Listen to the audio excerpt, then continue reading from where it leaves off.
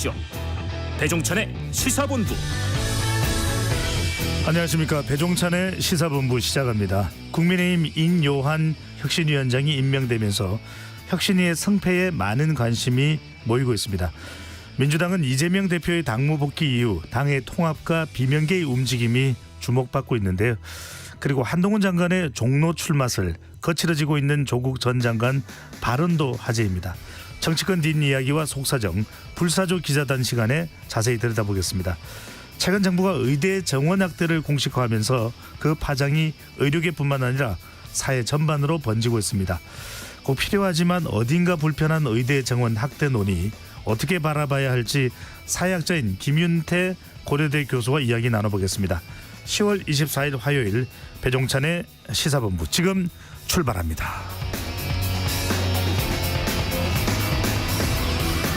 일부 마지막에 듣는 노래 디저트송 신청도 기다립니다. 오늘 듣고 싶은 노래 있으시면 문자 샵 9730으로 자유롭게 보내주시고요. 짧은 문자 50원, 긴 문자는 100원입니다. 선정되신 분께는 간식 쿠폰 보내드리니까요. 많은 참여 부탁드립니다. KBS 1라디오의 모든 프로그램은 유튜브에서도 함께할 수 있습니다. 구독, 좋아요, 댓글 많이 부탁드립니다.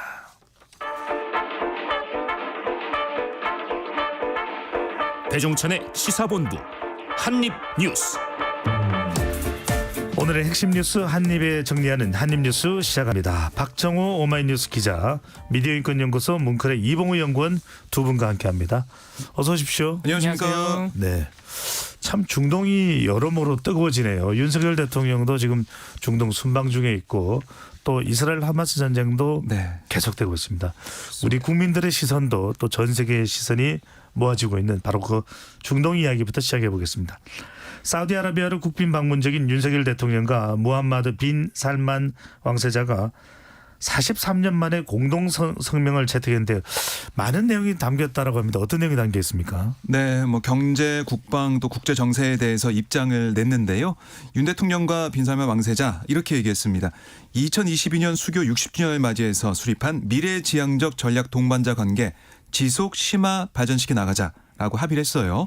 그러면서 에너지 건설 위주였던 경제협력 분야를 수소경제, 스마트시티, 재생에너지, 미래형 교통수단과 스타트업 이렇게 대폭 확장하기로 약속을 했습니다. 특히 이제 수소 협력이 지속 확대되기를 바란다라고 얘기하면서 원자력의 평화적 이용, 전기뿐만이 아니라 태양에너지, 풍력에너지 이런 재생에너지와 사우디에서 한국으로 수출될 이 청정수소 분야에서도 협력을 강화하겠다라고 뜻을 모았고요. 특히 지금 사우디 정부가 추진 중인 네온 프로젝트 이걸 비롯해서 지금 키디아, 홍해 개발, 로신 주택 개발 등등 프로젝트가 많거든요. 여기에 연관된 인프라 산업의 성공을 위해서 사우디 또 우리나라가 함께 협력하겠다 이렇게 강조를 했습니다. 아울러 국방 방산 분야 협력 증진 의지를 표명했는데요.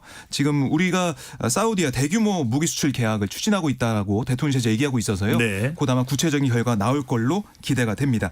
그리고 한반도와 국제사회의 안정을 저해할 수 있는 핵 탄도 프로그램 또 무기 이전을 포함해 대량 살상 무기의 확산을 저지하기 위해서 유엔 안보리 결의의 모든 위반을 규탄한다. 이런 문구도 채택을 했고 또 이스라엘 하마스 전쟁과 관련해서는 어떠한 방식으로든 민간인을 공격하는 것에 반대하고 즉각적인 인도적 지원을 위해서 국제사회와 함께 협력하겠다. 이런 내용도 합의를 했습니다. 네, 중동이 기회의 땅이 될 것이다 이런 얘기가 나오고 있는데 윤 대통령은 경제사절단으로 동행한 경제인들을 만나서 경제 위해서 열심히 뛰겠다. 이렇게 강조를 했다고 하는데요. 그렇습니다. 이번 순방에도 많은 기업인들이 동행을 했고요. 윤석열 대통령 역시 이 기업에 대한 정부의 전폭적인 지원을 약속하는 그런 모습입니다. 현지 시간으로 23일에는 이 동행한 기업인들과 만찬 자리를 가졌는데 이재용 회장과 그렇습니다. 정의선 회장도 동행을 했죠. 그렇습니다. 이름을 들으면 아마 아실 법한 기업인들이 대거 참석을 했습니다. 이재용 삼성전자 회장, 정의선 현대자동차 회장, 김동관 화나 부회장, 박지원 두산 에너빌리티 회장 등 180여 명의 기업인이 함께 참석을 했고요. 윤석열 대통령이 이 자리에서 어려운 여건 하에서도 새로운 시장을 개척하기 위해 애쓰고 계신 여러분들을 만나니 저도 영업사원으로서 열심히 뛰어야겠다는 각오를 다지게 된다 라면서 이 감사를 표하기도 했습니다. 이어서 이번 사우디 순방에서 이 팀 코리아는 156불 이상의 수출 수주에 대한 양해각서와 계약을 체결했다. 우리 경제의 소중한 마중물이다. 이렇게 또 기업인들과 정부가 함께한 이번 순방 성과를 긍정적으로 평가를 했고요. 네. 대통령이 정부와 기업은 원팀이다. 어렵고 불합리한 일이 있으면 언제든지 말씀해달라. 우리 기업의 수출과 수주에 도움이 되는 일이라면 뛰고 또 뛰겠다고 말하자 기업인들이 일제히 박수를 치는 일도 있었습니다. 특히 윤석열 대통령 이게 이번 순방에서 지금 사실 거의 매일 강조하고 있는 내용인데요. 바로 메가 이 도시건설 프로젝트인 네옴시티 다시 한번 언급을 하면서 그야말로 현대의 만리장성 아니냐. 정말 놀라웠다. 우리 기업들이 대대적으로 참여해야 하고 정부가 전폭 지원하겠다면서 재차 기업들에 대한 지원을 약속했습니다. 네. 660조 원에 달한다는 네옴시티 얼마나 우리가 또 성과를 낼 수 있을지 기대를 해보겠습니다. 자, 사우디아라비아에서 멀지 않은 곳에서는 긴장감이 고조되는 상황입니다. 이스라엘로 가봅니다. 이스라엘에서 220여 명을 납치한 팔레스타인 무장 정파 하마스가 가자 지구에 대한 연료 반입 대가로 인질 일부를 석방할 가능성이 거론되고 있네요. 좀 중재가 되는 걸까요? 어떨까요? 네, 이제 인질의 안전, 인질 석방 문제 이게 어떻게 보면 앞으로 이 전황에 영향을 제일 많이 끼칠 그런 부분 같은데요. 네. 미국 일간 월스트리트 저널의 보도에 따르면 하마스 측은 연료를 포함한 인도적 구호 물품의 꾸준한 반입이 보장이 된다면 외국인과 이중 국적자 등을 포함해서 최다 50명의 인질을 추가로 석방하는 데 합의할 수 있다. 이런 얘기를 한 거예요. 하지만 여기에 대한 협상은 가자지구에 대한 연료 반입 허용 문제 이게 좀 어떻게 보면 걸림돌이 돼서 인질 추가 석방을 뭐 지금 서방 국가에서는 많이도 바라고 있고 이게 어떻게 보면 가장 큰 이슈가 될 수밖에 없는데 연료 반입 문제 때문에 이게 좀 진행이 안 되고 있다 이렇게 얘기할 수가 있겠습니다. 그러니까 이 가자지구를 통치하는 하마스의 전쟁 물자로 이 연료가 사용될 수 있다. 이런 것 때문에 무기를 만들고 이럴 때 사용될 수 있다라고 하면서 이스라엘이 계속해서 좀 거부감을 드러내고 있거든요. 가자지구 곳곳에 억류된 인질 전원이 그러니까 지금 뭐 50명 얘기하고 있는데 전원이 풀려나기 전에는 연료 반입은 안 된다. 이런 입장을 좀 보이고 있는 거예요. 하마스가 지난 20일 억류 중이던 미국 국적의 모녀 2명을 풀어줬고 어제는 70대 80대 고령의 이스라엘 여성 인질 2명을 추가로 석방했습니다. 하마스는 인도주의적 이유 또 이 건강상의 이유로 석방을 했다라고 얘기하고 있지만 이렇게 인질을 조금씩 풀어주다 보면 국제사회에서도 아니 그러면 인질 우리가 다 석방을 시켜야 되니까 하마스의 어떤 요구사항을 들어줘야 되는 거 아니냐 이런 얘기가 나올 수밖에 없거든요. 이걸 좀 하마스는 생각하는 것 같고 이스라엘은 그렇게 된다면 하마스 대원 뭐 섬멸하겠다 이렇게 계속 절멸시키겠다 이렇게 얘기하고 있는데 네. 그런 목표를 이루지 못할까 봐 걱정을 하고 있어요. 어쨌든 지난 주말부터 어제까지 사흘 연속으로 구호 트럭은 들어가고 있는데 이집트 국경을 통해서 충분하지 않죠. 충분하지 않습니다. 그래서 그렇기 때문에 계속해서 더 물자가 필요하다 특히 연료가 필요하다 이런 얘기를 하고 있지만 아직까지는 이스라엘이 뭐 이 의료용품, 식량, 식수 이것만 들여보내고 있고 다른 거는 막고 있어서 이게 어떻게 풀려나갈지 좀 봐야 될 것 같고 특히 연료가 지금 부족하다 보니까요. 병원 문제가 큽니다. 그 문제가 크겠네요. 가자지구 지금 30곳의 병원 중에 이미 7군데가 폐쇄가 됐고 네. 앞으로 뭐 내일까지 뭐 24시간 내에 이 병원들이 아마 기능을 못하게 될 거다 이런 우려가 나오고 있는 상황이에요. 특히 아이들이 지금 많이 숨지고 있습니다. 어제 가자지구 보건부가 얘기한 바에 따르면 5,087명이 사망자 발생했는데 어린이가 이 중에 2,055명이에요. 그리고 여성이 1,119명, 노인이 217명, 전체 67%가 이 노약자들 집중이 돼 있는데 그러니까 어떤 외신 보도도 있었냐면 이 가자지구에 있는 이 부모들이 자신의 아이 몸에다가 이름을 새기고 있다고 합니다.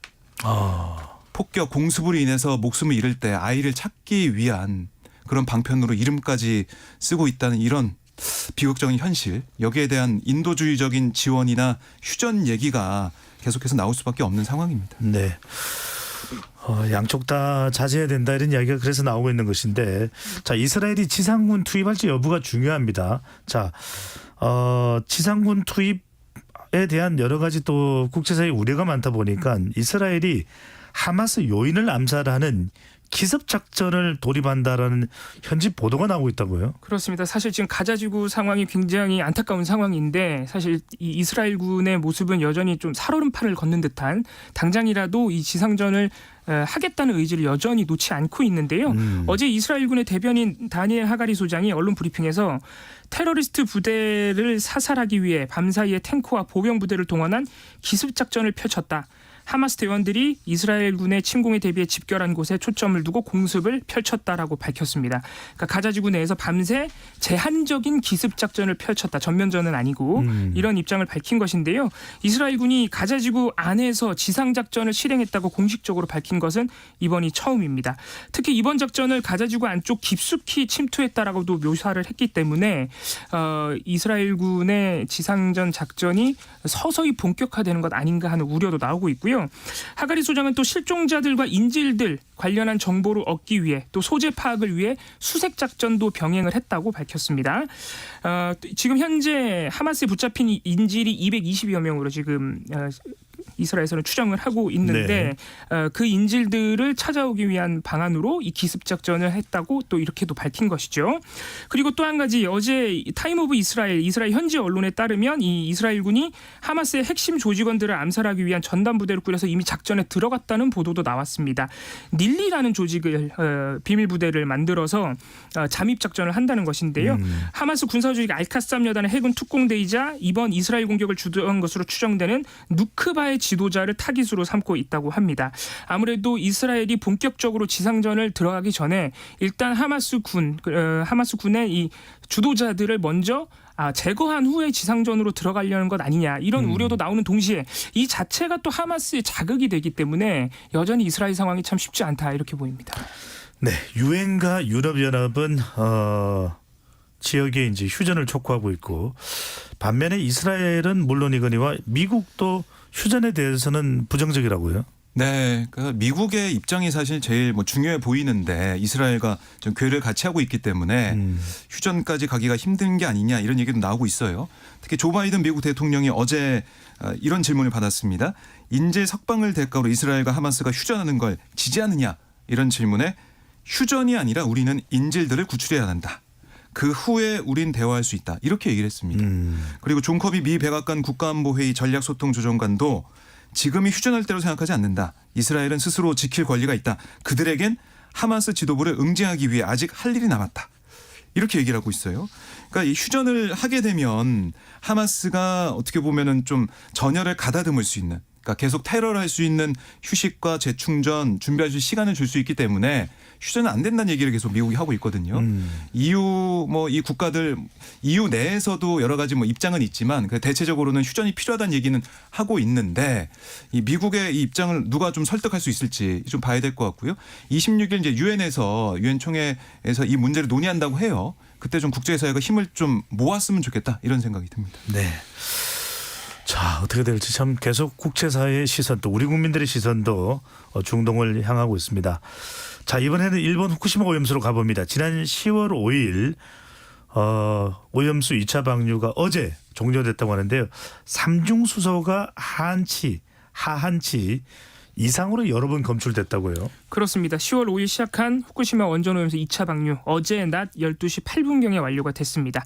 1차 때는 7,788톤을 처분을 했고요. 이번에는 저장 탱크 10개에 보관돼 있던 7,810톤을 방류를 한 것인데요.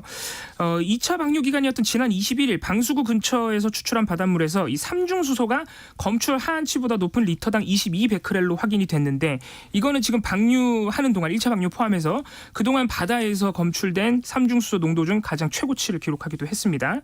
그리고 또한 지난 20일에도 후쿠시마 원전 3km 이내 해역 일부 지점에서 리터당 9.4에서 16베크렐에 해당하는 삼중수소가 6번이나 검출이 됐습니다. 이 검출 하한치가 9베크렐 정도 되거든요. 그러니까 이 검출 하한치라는 것은 검출 장비가 검출해낼 수 있는 최소한의 농도이기 때문에 이거를 넘으면은 삼중수소가 검출됐다고 판단을 합니다.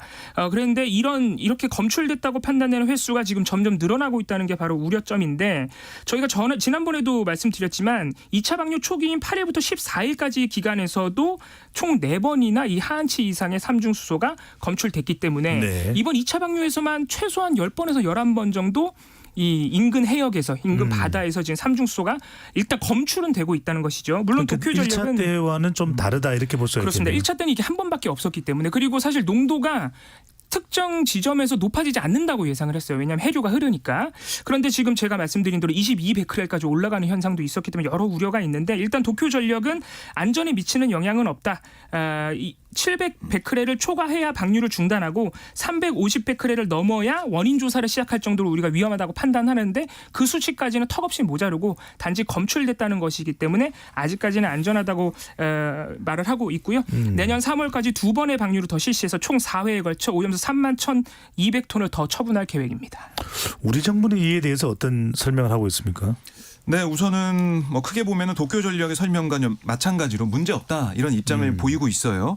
국제원자력기구에서도 이 삼중수소 농도 정상적인 변동 범위 내에 있다 이렇게 얘기하고 있기 때문에 우리 정부도 같은 입장을 보이고 있는 거고요. 다만 어제 정부의 브리핑을 보면 어쨌든 이 삼중수소 농도가 1차 방류 기간보다 높게 측정된 그런 부분이 있기 때문에 우려가 있는 거 이해된다 이렇게도 얘기를 하더라고요. 그래서 일본 원자력규제위원회 등의 질의를 보내서 2차 방류 기간 검출된 삼중수소 농도에 대해서 상세한 정보를 파악해 보겠다. 그래서 결과 오는 대로 설명한다고 하니까 네. 이거 좀 지켜봐야 될 것 같고.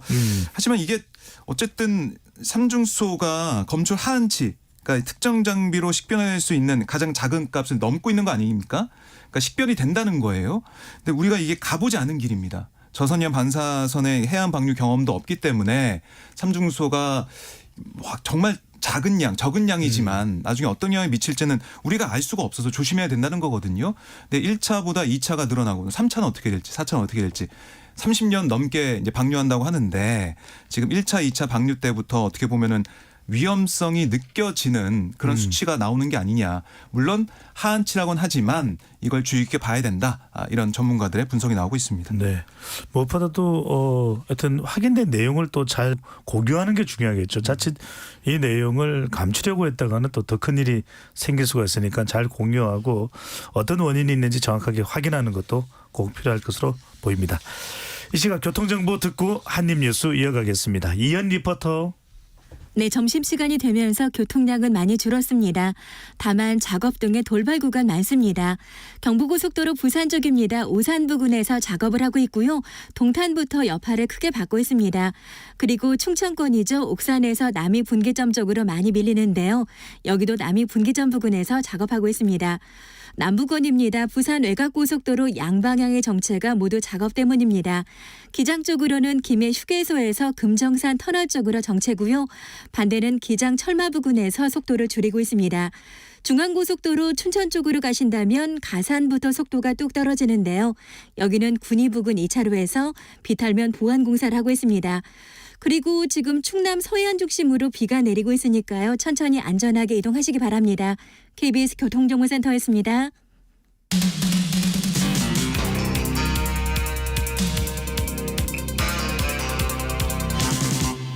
배종찬의 시사본부. 이봉우 연구원 박종희 기자와 함께 한입뉴스 이어가겠습니다. 국회는 또 국정감사가 한창입니다. 이게 사실 우리 민생에는 또 더 중요할 텐데요. 자세히 들여다보겠습니다. 어제는 대검찰청 국정감사가 있었는데 이재명 민주당 대표를 향한 수사를 두고 공방이 거세게 벌어졌는데요. 김영배 더불어민주당 의원의 발언 그리고 이원석 검찰총장의 발언 잇따라 듣고 오겠습니다. 제1야당 대표에 대해서 구속영장을 국회로 이렇게 2번씩이나 보내온 거는 최초의 사례입니다. 그러면 누군가 책임을 져야 되는 상황이라고 저는 보는데.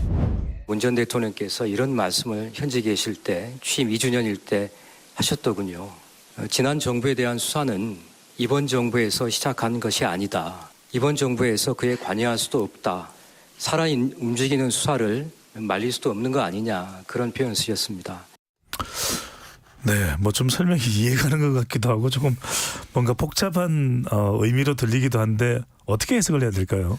그러니까 이재명 대표 수사 이거 어떻게 보면 윤석열 대통령 정적 제거를 위한 표적 수사 아니냐 이런 주장을 민주당이 계속 펴왔습니다. 네. 거기에 대해 검찰도 계속해서 해왔던 얘기가 이거 문재인 정부에서 시작된 수사다. 표적 수사 아니다 이렇게 얘기를 했고 이원석 총장 얘기 들으신 것처럼 아니 문 전 대통령 하신 말씀 있지 않냐 이렇게 얘기하면서 이거 표적 수사 아닌 거 전 정부에서 했던 수사 이어받는 건데 어떻게 표적 수사냐 라고 계속 강조를 하고 있는 거예요. 그러니까 민주당의 주장과 검찰총장, 검찰 측의 시각이 다른 겁니다. 그래서 맞부딪히고 있는 건데 하지만 이게 사실은 뭐 대선 국면에서 현 여권의 고발로 시작된 사건이 어떻게 보면은 많다라고 볼 수도 있고 정부 새롭게 출범하면서 이 검찰 인사가 개편 단행됐어요. 수사팀도 대거 바뀌었거든요.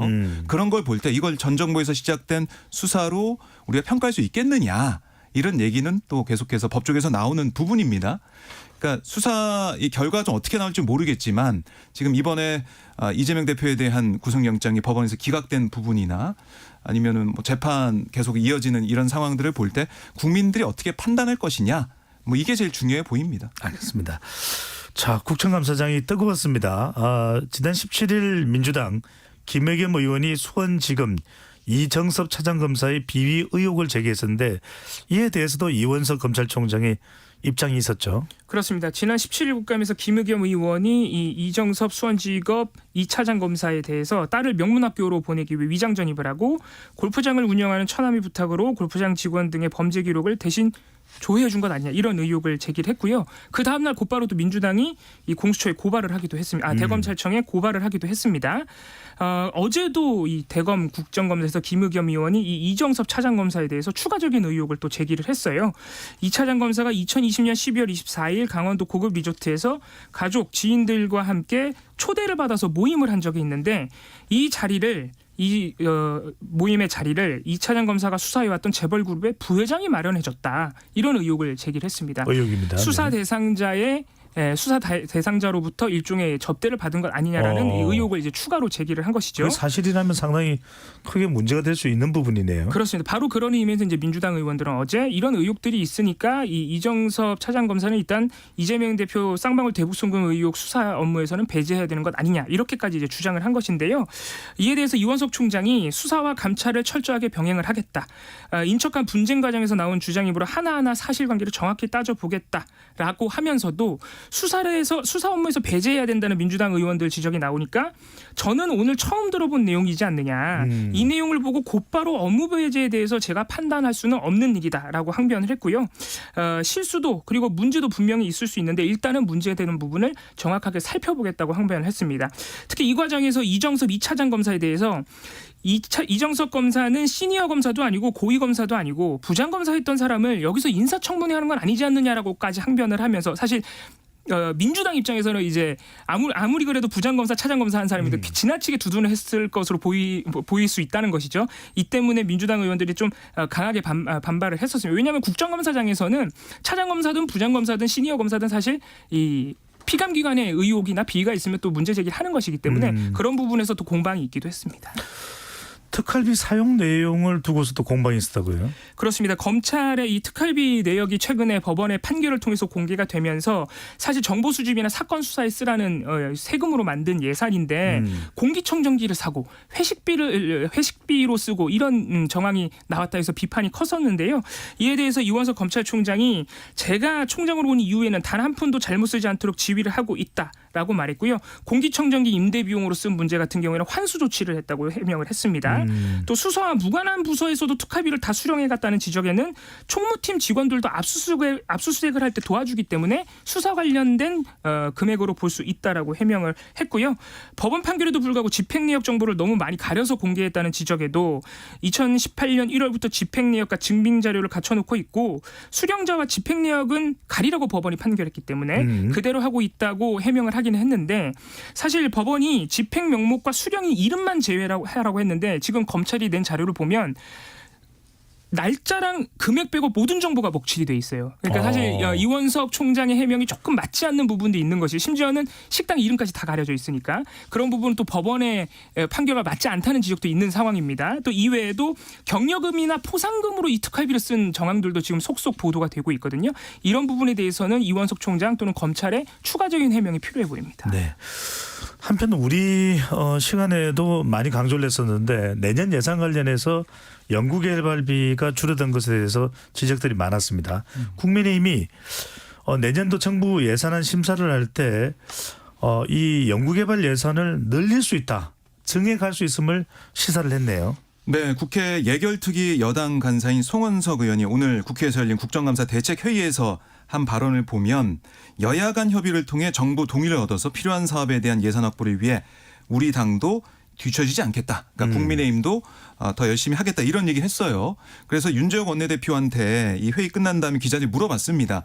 그럼 예결위 간사가 여야 합의 과정에서 R&D 사업 예산 증액할 수 있다고 했는데 그러면 예산 삭감 문제 변화할 수 있는 거냐 이렇게 물어봤더니 정부가 그 예산 편성한 취지를 고려하되 좀 고려할 요소가 있는지 현장 여론도 좀 들어보고 그런 과정을 통해서 국회 예산심사에서 보완할 부분이 있거나 고칠 부분이 있으면 서로 여야 간 이 협의해서 정리하겠다 이렇게 얘기를 했는데 그동안 보면은 뭐 정부와 계속 이제 발을 맞춰온 뭐 이 대통령실과 호흡을 같이 해온 국민의힘의 지도부의 좀 기류 변화 이게 좀 느껴지는 것 같아요. 네. 그러니까 대통령실 오늘 한덕수 총리도 국무 이 회의를 주재하면서 민생을 강조했던데 고물가 뭐 고환율 문제 얘기하면서 민생을 강조했던데 당도 좀 계속해서 민생을 계속 외치는 것 같습니다. 그래서 R&D 예산 언급하신 것처럼 이게 상당히 반대 여론이 크거든요. 그래서 그 얘기를 잘 듣고 그걸 좀 반영해서 우리가 민생을 챙기는 모습을 다시 한번 보여주겠다.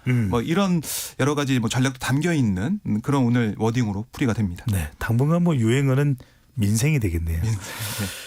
자, YTN 이야기를 한번 해볼까요? 어제 나온 속보입니다. 윤석열 정부 출범 직후에 민영화 추진되는 YTN 결국 대주주 지분을 인수할 유력 낙찰 기업이 유진 그룹인가요? 그렇습니다. 확정이 됐나요 이게? 그렇습니다. 일단 낙찰 기업은 확정이 된 겁니다. 네. 사실 지난해 8월까지만 해도 YTN 대주주인 공기업인 그 한전 KDN 그리고 한국마사회가 매각하면 손실이 나기 때문에 팔지 않겠다고 했는데 곧바로 산업부가 매각을 권고하죠. 또 매각을 하는 것으로 선회를 했어요. 그러면서 이 YTN 지분 31% 정도가 매각 절차가 돌입이 된 것인데요. 어제 YTN의 유력 대주주 후보로 유진그룹이 확정이 됐습니다. 이 매각을 담당하고 있는 3일 회계법인이 공개한 바에 따르면 유진그룹이 3,200억 원으로 입찰 기업들 중에 가장 높은 가격을 제시해서 낙찰 기업으로 선정이 됐고요. 유진그룹을 좀 소개해드리면요. 건자재 유통, 금융, 물류, IT, 레저, 엔터테인먼트 사업 등에서 50여 개 계열사를 가지고 있는 재계 70위권의 기업입니다. 매각이 확정되면 특수목적 법인으로 YTN을 인수할 예정이라고 하는데요. 사실 방송법상으로 신문사들이나 자산규모 10조 이상의 대기업은 방송사 지분을 30% 이상 가질 수 없거든요. 그렇죠. 대주주가 될 수가 없는데 유진그룹은 그 기준에 해당하지 않기 때문에 일단 낙찰 기업으로 선정이 됐습니다.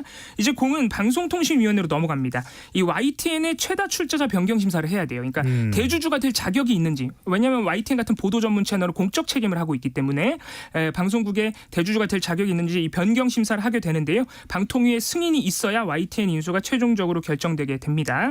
하지만 유진그룹의 언론관이 제대로 알려진 바가 없고 이 보도 관련 이력이 특히나 없는 상황. 거기다가 유진그룹 회장이 2014년에 특수부 검사에게 내사무마를 요청하면서 대가를 제공한 혐의로 유죄 판결을 또 받은 바가 있어서 이런 부분이 논란이 되고 있습니다. 네.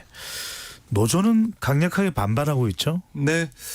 그러니까 그동안 뭐 지켜왔던 YTN의 공영성 이게 사라지는 게 아니냐 이런 우려도 좀 하고 있는데 이게 어떻게 될지 모르겠지만 이 유진 그룹의 문제점 또 그리고 이게 매각 당시에 불법적인 요소가 있는 게 아니냐 이런 얘기도 하고 있어요. 특히 이 유진그룹의 핵심 축이 유진투자증권 지난해 영업이익이 전년 대비 10분의 1 토막이 났는데 그 매각설까지 돌았는데 어떤 돈으로 YTN 지분 인수하는지 의문이다. 이런 얘기도 하고 있고 혹시 상암동 사옥이나 남산 서울타워 또 1,400억 원에 이르는 유보금 같은 그러니까 YTN의 알짜 자산 노리고 들어오는 거 아니냐. 또 들어와서 이 노조 측의 주장에 따르면 유진그룹의 특기인 M&A를 또 시도해서 이것도 어떻게 하려는 거 아니냐. 네. 이런 또 노조의 주장도 나오고 있어요. 또 지금 아까 제가 언급해드린 것처럼 불법적인 요소는 어떤 걸 지적하고 있는 거냐면 애초 최대 주주인 한전 KDN의 이익 극대화를 위해서 단독 매각을 선호했던 매각 주관사 3일 회계법인이 마사의 지분과 묶어서 파는 통매각 이 방침으로 바꿨는데 이렇게 되면 한전 KDN은 결과적으로 손해를 보게 되고 낙찰 기업만 손쉽게 YTN 경영권 확보하게 되는 그런 사안이 되는데 이거 이렇게 통매각하면 배임죄 되는 거 아니냐 이런 또 주장하고 있어요. 3일 회계법인 등은 고발하겠다라고 노조는 계속해서 주장하고 있는데 이 매각이 성사가 될 때까지 계속해서 진통이 이어질 걸로 예상이 됩니다. 네. 최종 확정이 될 때까지 조금 더 지켜봐야겠네요. 네. 자, 한 가지 이슈만 더 짚어보겠습니다. 곧 이제 이태원 참사 1주기 12구가 다가오는데요. 진상규명이 부족했다 이런 지적 속에 특별법 처리마저 이제 지연되고 있는데 그간 이제 경찰과 검찰의 수사 기록에는 당시입니다. 지난해 경찰이 대통령실 주변 집회에 신경 쓰느라 참사 대응에 부실했다 이런 정황이 좀 담겨 있다고요. 그렇습니다. MBC가 그저께부터 보도하고 있는 이 수사 기록에 따르면 지난해 10월 29일 참사 당일 저녁 8시 33분부터 이 경찰에 긴박한 인파 사고 우려 그리고 구조 요청 신고가 11건 참사 전에만 11건이 접수가 됐는데 경찰은 여기에 다 경찰과 출동했다고 안내 종결로 기록에 모두 기술을 해놨습니다만 실제로는 신고자들이 안내를 받지 못했다고 한 경우들이 있어서 일단 11건 중에 7건 정도는 사실상 조치도 안 된 것으로 지금 의심이 되고 있고요. 4건은 조치를 한 것으로 확실히 확인은 되는데 당시 보면은 송병주 용산서 상황실장이 도로를 확보하라, 쏟아진 인파를 인도로 밀어올리라는 이 조금 엉뚱한 지시를 완전히 상황과 다른 지시를 5번이나 했다는 것이 수사 기록에 남아 있고요. 그렇다면 왜 이렇게 제대로 대처도 안 하고 신고에 대해서 대응도 안 하고 이 용산서의 상황실장은 오히려 몰린 인파를 인도로 밀어올리는 무리한 지시를 했느냐. 그 상황에는 아무래도 대통령실 주변 집회 대응 때문에 보이는 것으로 보이는 정황들도 다량 지금 관련자들의 진술로 수사 기록에 남아 있습니다. 네, 신고에 왜 빨리 대응하지 못했냐는 두고 또 남지 않을까라는 생각을 해봅니다. 지금까지 박정호 오마이뉴스 기자, 미디어인권연구소 문컬의 이봉우 연구원 두 분과 함께했습니다. 잘 들었습니다. 고맙습니다. 감사합니다. 네, 청취율 조사 기간인지 많은 분들이 문자를 보내주고 계십니다. 5345님, 배추도사님, 우리 남편은 배송기사입니다. 최근 1톤 냉동 냉장차를 사서요.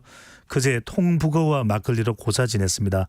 반은 대출로 산 차라 걱정도 많이 됩니다. 무사고 응원해 주세요. 정말 잘 되고 앞으로 사업도 더 대박 나시면 좋겠습니다. 3861님, 분식점 하고 있는 6학년 6반입니다. 연세를 말씀하시는 거죠? 네, 긴 코로나도 견뎌냈는데 요즘 경기가 더 안 좋은 것 같아요. 저 역시 가게 내놔도 나가질라나 보증금이 월세로 나가고 있어요. 자, 빨리 이런 시름이 좀 덜어졌으면 좋겠습니다. 빨리 좀 경제 주름살이 펴지면 좋겠고 저도 기원합니다. 5515님, 끝날 때까지는 끝난 게 아니다. 청취율 조사 전화 받기 위해 마지막까지 휴대폰 붙들고 있습니다. 오늘까지인데요. 마음 감사히 받겠습니다. 청취율에 구애받지 않고 뚜벅뚜벅 무소의 뿔처럼 걸어가겠습니다. 모든 분께 모바일 치킨 쿠폰 보내드리고 오늘의 디저트송은 4651님, 가을가을합니다. 하늘의 구름도 피부에 닿는 공기도 너무 좋아요. 정말 그렇습니다. 아직 단풍 구경 못 가고 작년의 추억을 찾아봅니다. 문자 주셨는데요. 바브라 스트라이샌드의 The Way We Were 보내드리겠습니다. 노래 듣고 입으로 돌아옵니다.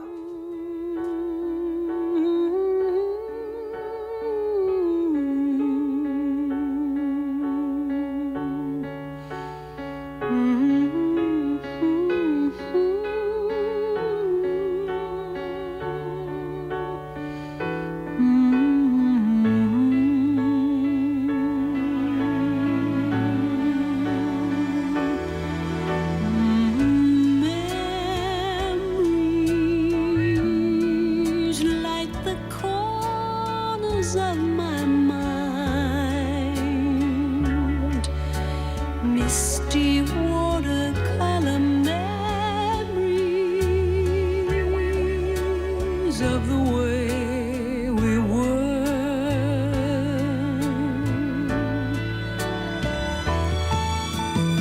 scattered pictures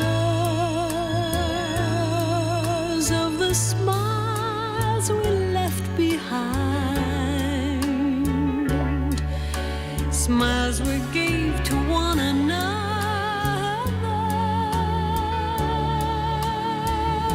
for the way we were.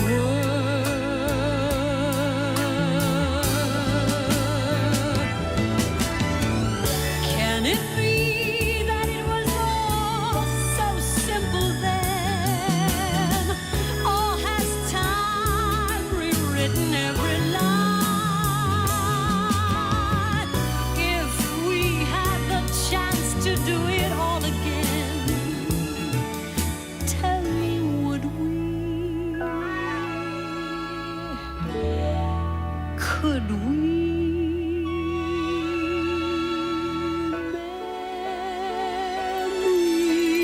Memories may be beautiful, and yet what's too painful to remember, we simply choose to forget.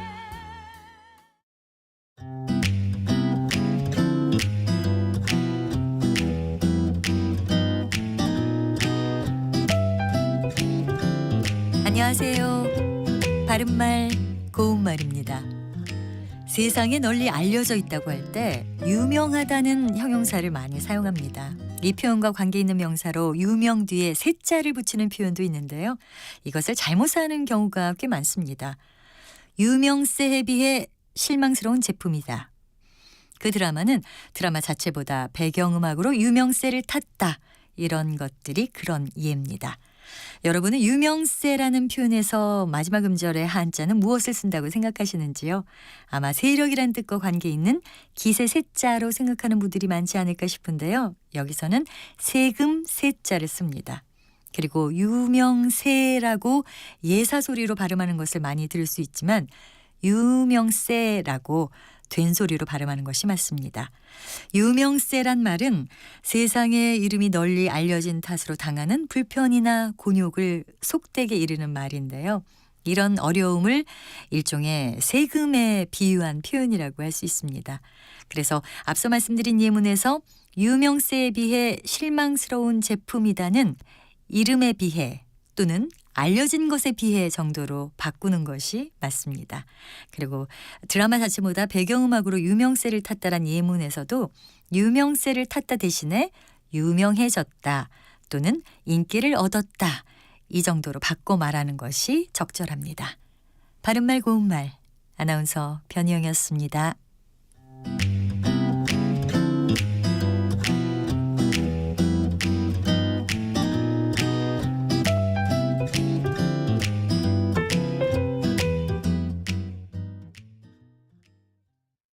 단 1-20%의 가능성도 저는 있다고 보기 때문에 이거는 국민들도 다 알 수밖에 없는 문제이기 때문에 논리와 논리가 부딪히고 삶에서 좀 기댈 곳, 기댈 사람 이런 것들이 좀 필요한 것 같아요. 뭔가 우리가 좀 치유가 돼야 될 것 같아요. 예. 느슨해져야 될 것 같아요. 이성과 감정이 만나는 곳 KBS 열린 토론 평일 저녁 7시 20분 정준이와 함께합니다.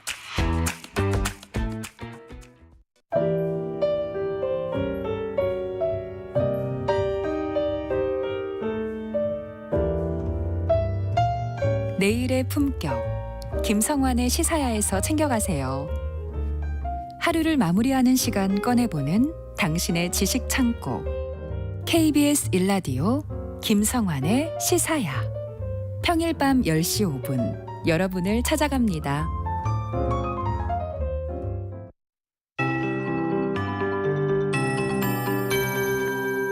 KBS 58분 날씨.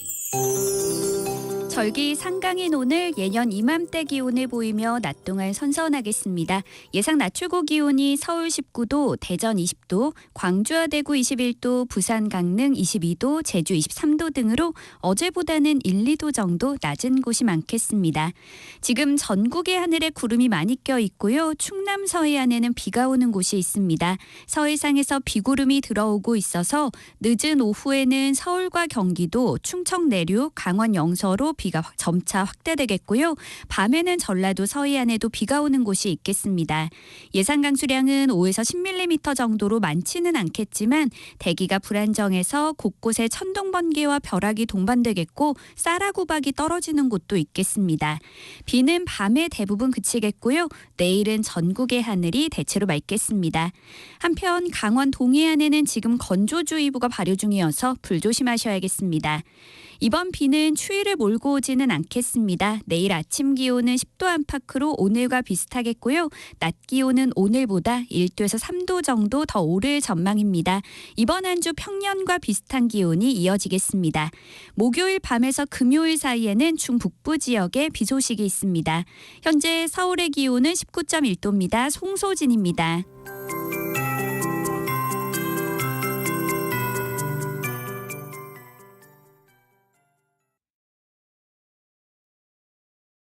정성을 다하는 국민의 방송 KBS가 한시를 알려드립니다. AM 711kHz, FM 97.3MHz, KBS 일라디오입니다. HLKA.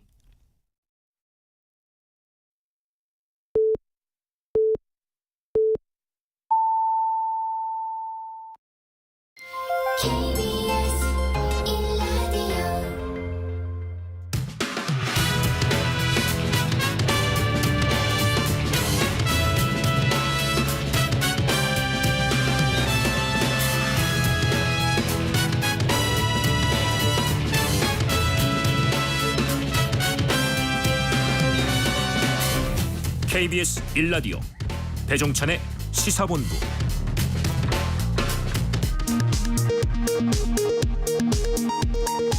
이 시각 라디오 정보센터 뉴스입니다. 윤석열 대통령과 빈 살만 사우디 왕세자가 공동 성명을 채택했습니다.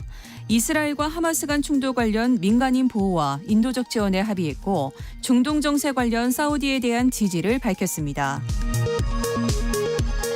SM 엔터테인먼트 인수 과정의 주가 조작 의혹과 관련해 김범수 전 카카오 이사회 의장이 15시간 이상의 금감원 조사를 받고 오늘 새벽 귀가했습니다. 경찰이 한동훈 법무부 장관을 상대로 이른바 청담동 술자리 의혹을 제기한 김의겸 더불어민주당 의원에 대해 불송치 결정을 내렸습니다. 오늘 오전 강원도 속초 지역 해상에서 북한으로부터 목선을 타고 온 일가족 추정 4명이 귀순 의사를 밝힌 것으로 전해졌습니다. 지금까지 라디오 정보센터 뉴스 정한나였습니다.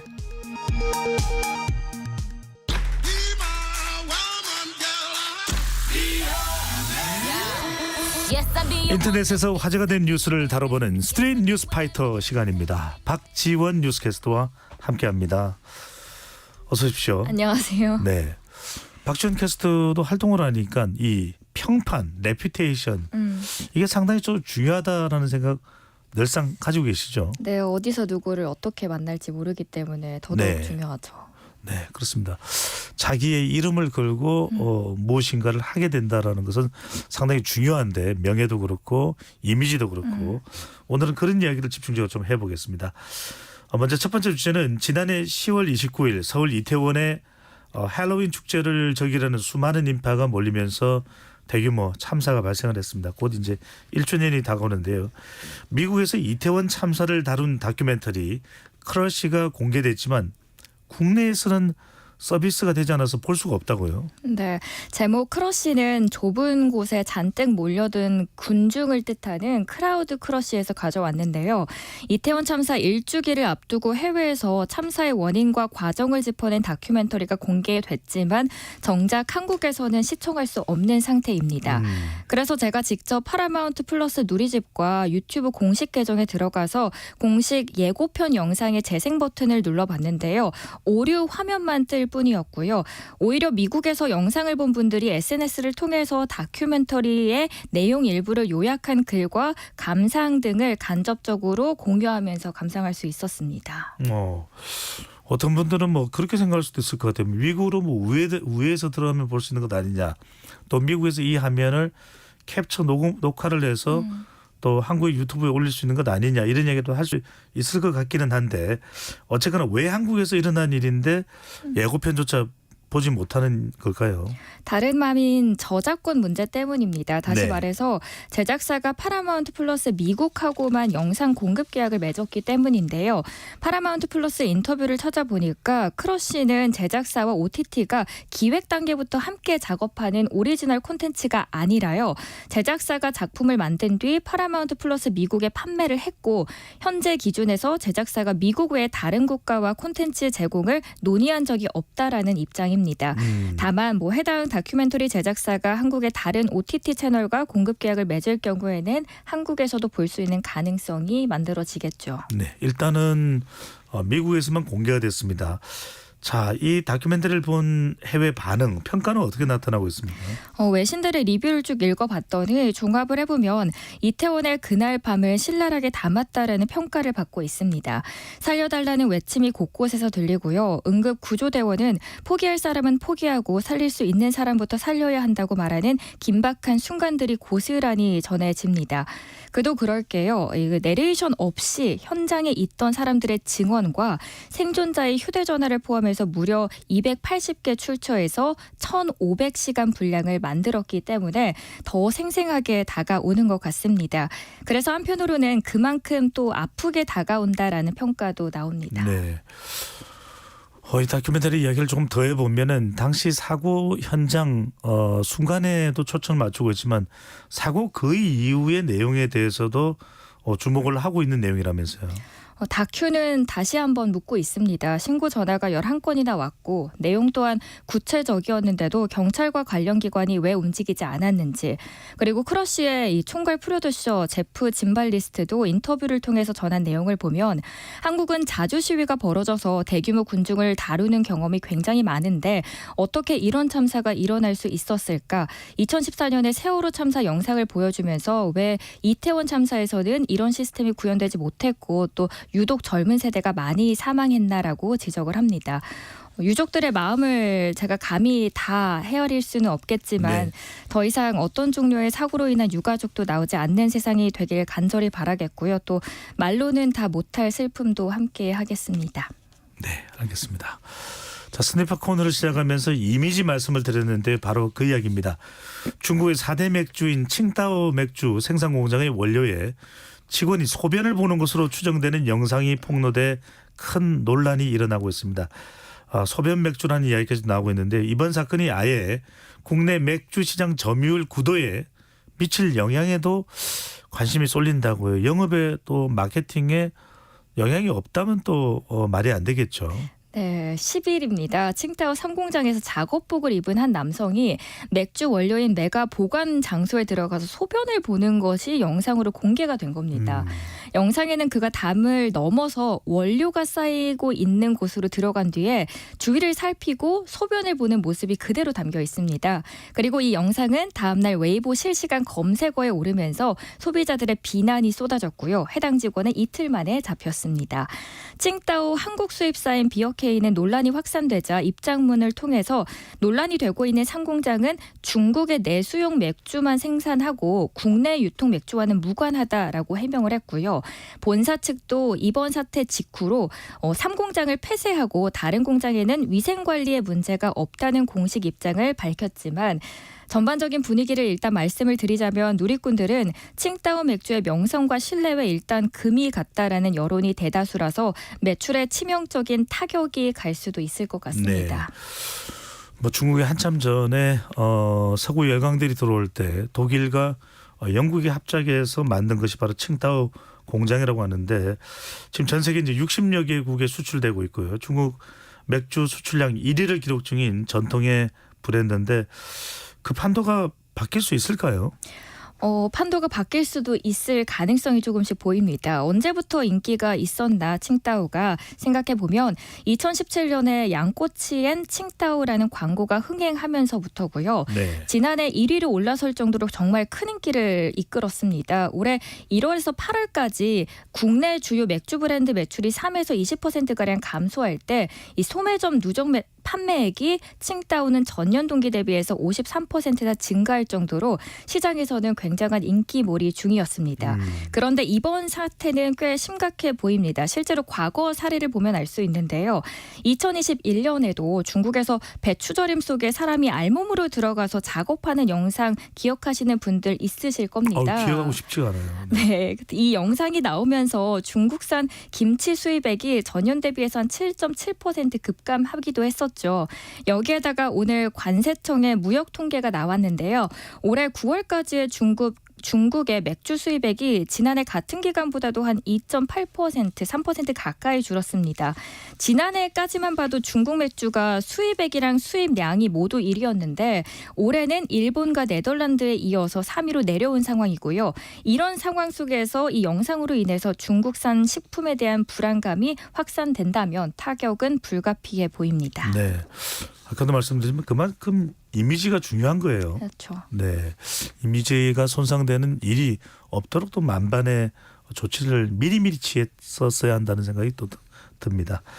자, 세 번째 주제입니다. 올 가을 한강공원에서 송충이처럼 생긴 벌레를 목격했다는 글이 최근 SNS에 자주 올라오고 있는데요. 피크닉을 하는데 하늘에서 송충이가 비처럼 내려온다. 한강 산책로에 송충이 투성이다. 송충이처럼 생긴 벌레가 한강공원 등 서울 도심 곳곳에 출몰해 시민들이 불편을 겪고 있다. 실제로 지금 어떤 상황입니까? 저도 얼마 전에 한강을 가서 그늘에 앉아 있었거든요. 네. 친구랑 송충이다 기어가는 모습이 너무 귀여워서 귀엽다 했다가 이 똑같이 생긴 벌레가 어느 순간 제 몸 위로 올라와서 소리를 질렀던 기억이 있거든요.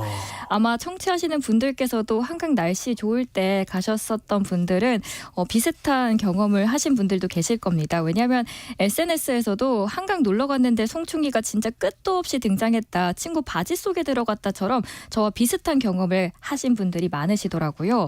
보시면 이 송충이와 정말 비슷하게 생겼는데요. 이 벌레는 미국 흰 불나방 유충입니다. 송충이가 아니군요. 아닙니다. 비슷하게 생겼고요. 뭐 뽕나무, 단풍나무처럼 화렵수 잎을 갉아먹으면서 도심의 가로수, 농경지의 과수목에 피해를 주는 해충입니다.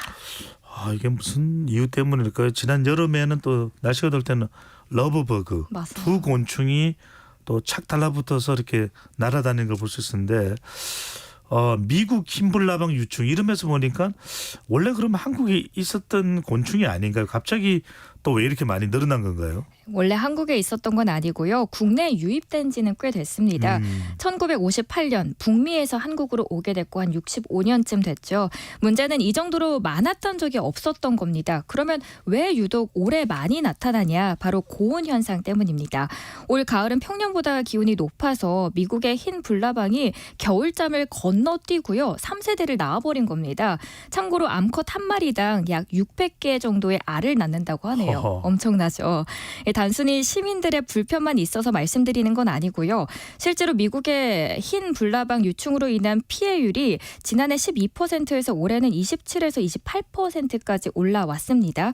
그리고 사태가 심각해지다 보니까 산림청에서는 발생 예보 단계를 관심 1단계에서 경계인 3단계로 조정을 했습니다. 어쨌거나 방충을 해야 될 텐데 상당히 뭐 좀 다 잡아낼 수 있는 그런 조치가 가능한가요? 쉽지만은 않아 보입니다. 두 가지 요인 때문인데요. 우선 벌레집 안에 숨어서 활동하는 특성이 있고요. 두 번째로는 한강공원은 상수도 보호구역이라서 살충제와 같은 화학약품을 사용할 수 없습니다. 그래서 고압살수를 이용해서 유충을 떨어뜨리는 방식으로 작업을 하고 있지만 완전한 방제는 쉽지 않은 상황입니다. 정말 골머리를 앓을 수밖에 없겠네요. 어쨌든 좀 해결책이 빨리 나오면 좋겠습니다. 자, 마지막 주제입니다. 커피 전문점 스타벅스 코리아가 손님에게 커피를 내주면서 컵 홀더에 적은 메모가 논란입니다. 손님의 외모를 조롱했다는 비난이 나오는 건데요. 스타벅스는 미리 정한 이벤트 문구를 무작위로 제공했을 뿐이라고 해명했는데 어떤 내용입니까? 한 부부가 스타벅스에 들렸다가 매장 직원에게 조롱당한 것 같다라고 하면서 온라인 커뮤니티에 글을 올렸습니다. 글쓴이는 남편이 턱이 큰 편인데 마감 30분 전에 들어가서 주문했더니 직원이 이런 문구를 적어줬다면서 글이 적힌 컵홀더 사진을 공유했습니다. 컵홀더에는 턱 별희, 트란, 태에 드시네요 라는 문구와 함께 웃음 표시의 이모티콘이 그려져 있었는데요. 턱별이라는 글자에는 아래 점까지 각각 찍혀 있어서 강조가 되어 있었습니다. 참고로 스타벅스 음료 사이즈는 숏에서 톨, 그란데, 벤티, 트란, 타 등 총 5가지로 나열이 되어 있는데요. 글쓴이는 자신들이 주문할 때 스타벅스 음료 가운데 가장 큰 사이즈인 트렌타를 트란, 테로 잘못 말했는데 직원이 그걸 굳이 적어서 줬다라고 이야기를 하고 있습니다. 고객 입장에서는 살짝 오해를 할 수 있을 것 같기도 하고 스타벅스 쪽에서는 어떻게 설명을 했나요? 다행히 컴플레인을 건 지 하루 만에 지역 매니저를 만날 수 있었습니다. 재미있게 쓰려고 했던 거고 직원 본인도 제품명을 몰라서 그렇게 작성한 거라고 말을 전달받았다고 해요. 그리고 문구를 사전에 미리 평균 3가지 정도를 작성해 두기 때문에 턱별이는 그날 매장에서 미리 적어두었던 이벤트 문구 중 하나고 해당 손님을 의식해서 그런 건 아니다라고 해명을 했습니다. 이걸 두고 누리꾼 대다수는 사실 직원의 잘못을 꼬집고 있었는데요. 애초에 저런 자극적인 멘트는 듣는 사람이 웃어야 위트인데 안 웃으면 조롱이다라고 하기도 했고요. 퇴근 시간에 왔다고 그렇게 쓴 게 너무 티가 난다 등의 비판의 댓글도 달렸습니다. 다만 일부에서는 턱별이라는 용어를 실제 온라인상에서 쓰고 있기 때문에 직원이 출시된 지 얼마 안 된 트렌트 사이즈를 정말 헷갈렸을 수도 있다 등 지나친 비난은 자제하자 등의 반응을 보였습니다. 어쨌든 정확한 이유가 뭔지는 모르겠습니다. 모르겠지만 그래도 고객에게 불쾌감을 줄 수도 있다면 차라리 하는 것보다는 안 하는 게 더 낫지 않았을까라는 생각도 들고요. 여하튼 이런 에피소드도 있었습니다. 오늘 말씀 여기까지 듣겠습니다. 지금까지 박지원 뉴스캐스터와 함께했습니다. 잘 들었습니다. 환절기 감기 조심하세요.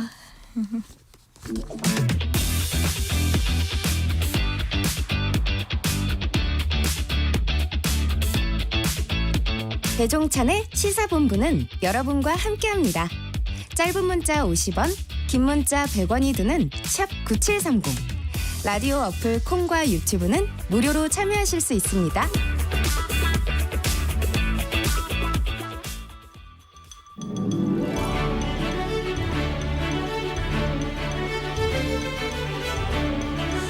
뉴스에서는 보기 어려운 정치인들의 뒷이야기, 언론 보도 이면의 속사정, 기자들의 입으로 직접 전해드립니다. 불사조 기자단, 경향신문 박순봉 기자, 문화일보 이은지 기자와 함께합니다. 두 분 어서 오십시오. 안녕하세요. 네, 제 기분 탓일까요? 한참 못 뵌 것 같기도 하네요. 정치권에 이슈가 많아서 그럴까요? 날씨가 급변하여. 아니, 네, 소장님 바쁘셨나 봐요. 저희 일주일 만에 딱 보는 그 느낌입니다. 네.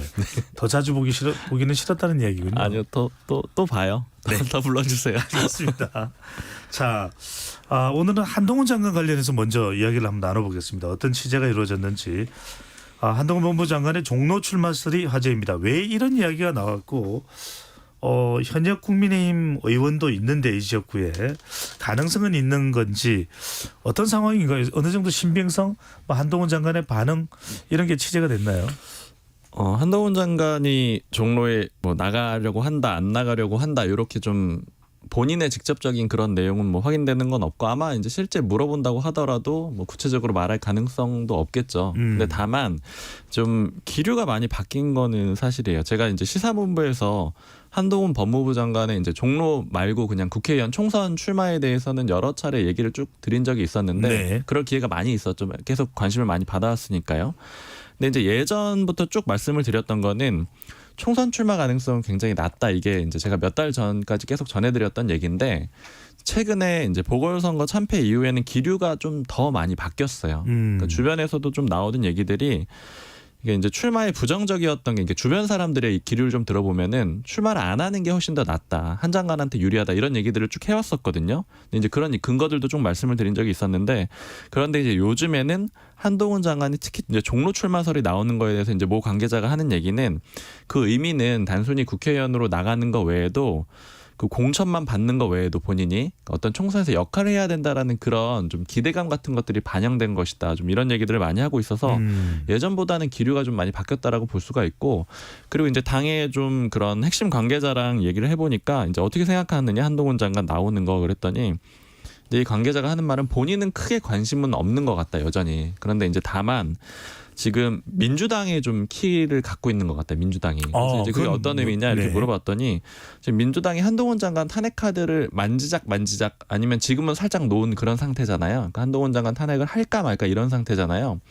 근데 한동훈 장관 탄핵을 하게 되면은 한동훈 장관이 이제 완전히 발이 묶이는 상태가 되잖아요. 6개월 정도는 이전의 사례를 보면은 장관직이 이제 정지되는 그런 상황이죠. 그렇죠. 장관직이 정지가 되는데 더 문제인 거는 그만두고 나올 수도 없는 거죠. 그러니까 그만두고 나올 수 없다라는 얘기는 탄핵이 되면은 총선도 못 나온다라는 얘기가 되는 거고요. 이제 이 관계자가 하는 얘기는 만약에 실제로 민주당에서 탄핵을 추진하려고 하면은 그렇게 발이 묶이는 상황은 피하려고 할 가능성이 높다. 그러니까 그 얘기는 즉 민주당이 추진하려고 하면은 그때는 이제 장관을 그만두고 나올 가능성이 좀 있지 않겠느냐. 그렇게 해야지만 이제 가능성을 열어놓고 움직일 수가 있으니까 발이 묶이는 상황은 좀 피하려고 할 것 같다. 이제 이런 얘기들은 있는데, 근데 이제 다만 좀 민주당 쪽도 들어보면은 입장들이 다 다르거든요. 근데 제가 좀 친명 쪽에 그 코어 쪽의 얘기를 들어보면은 실제로 그 칼집에서 뽑지 않았을 때 더 좀 무서운 거다 이런 식으로 좀 표현을 하면서 탄핵 카드를 실제로 실행은 안 하는 게 낫다 이런 기류들도 있거든요. 일종의 좀 눈치 싸움이 있는 상태라고도 봐도 될 것 같아요. 네. 자, 만약에 한동훈 장관이 이 종로에 출마를 한다면 만약입니다. 민주당에서는 누가 맞상대가 될까? 사실 이 관심이 높을 수밖에 없는데 거론되는 인물이 있나요? 민주당에서? 일단 종로는 지금 지역위원장이 있는 상태예요. 민주당은 노무현 전 대통령 사위인 곽상원 변호사가 조금 오래 뛰고 있는데요. 거론되는 인물은 2명 정도가 있습니다. 이광재 국회 사무총장이랑 임종석 전 비서실장 정도가 좀 거론이 되고 있어요.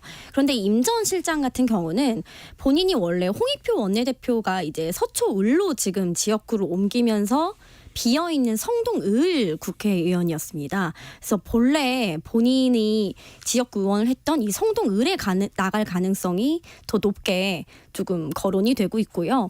이광재 사무총장이 사실은 지금 가장 유력해요.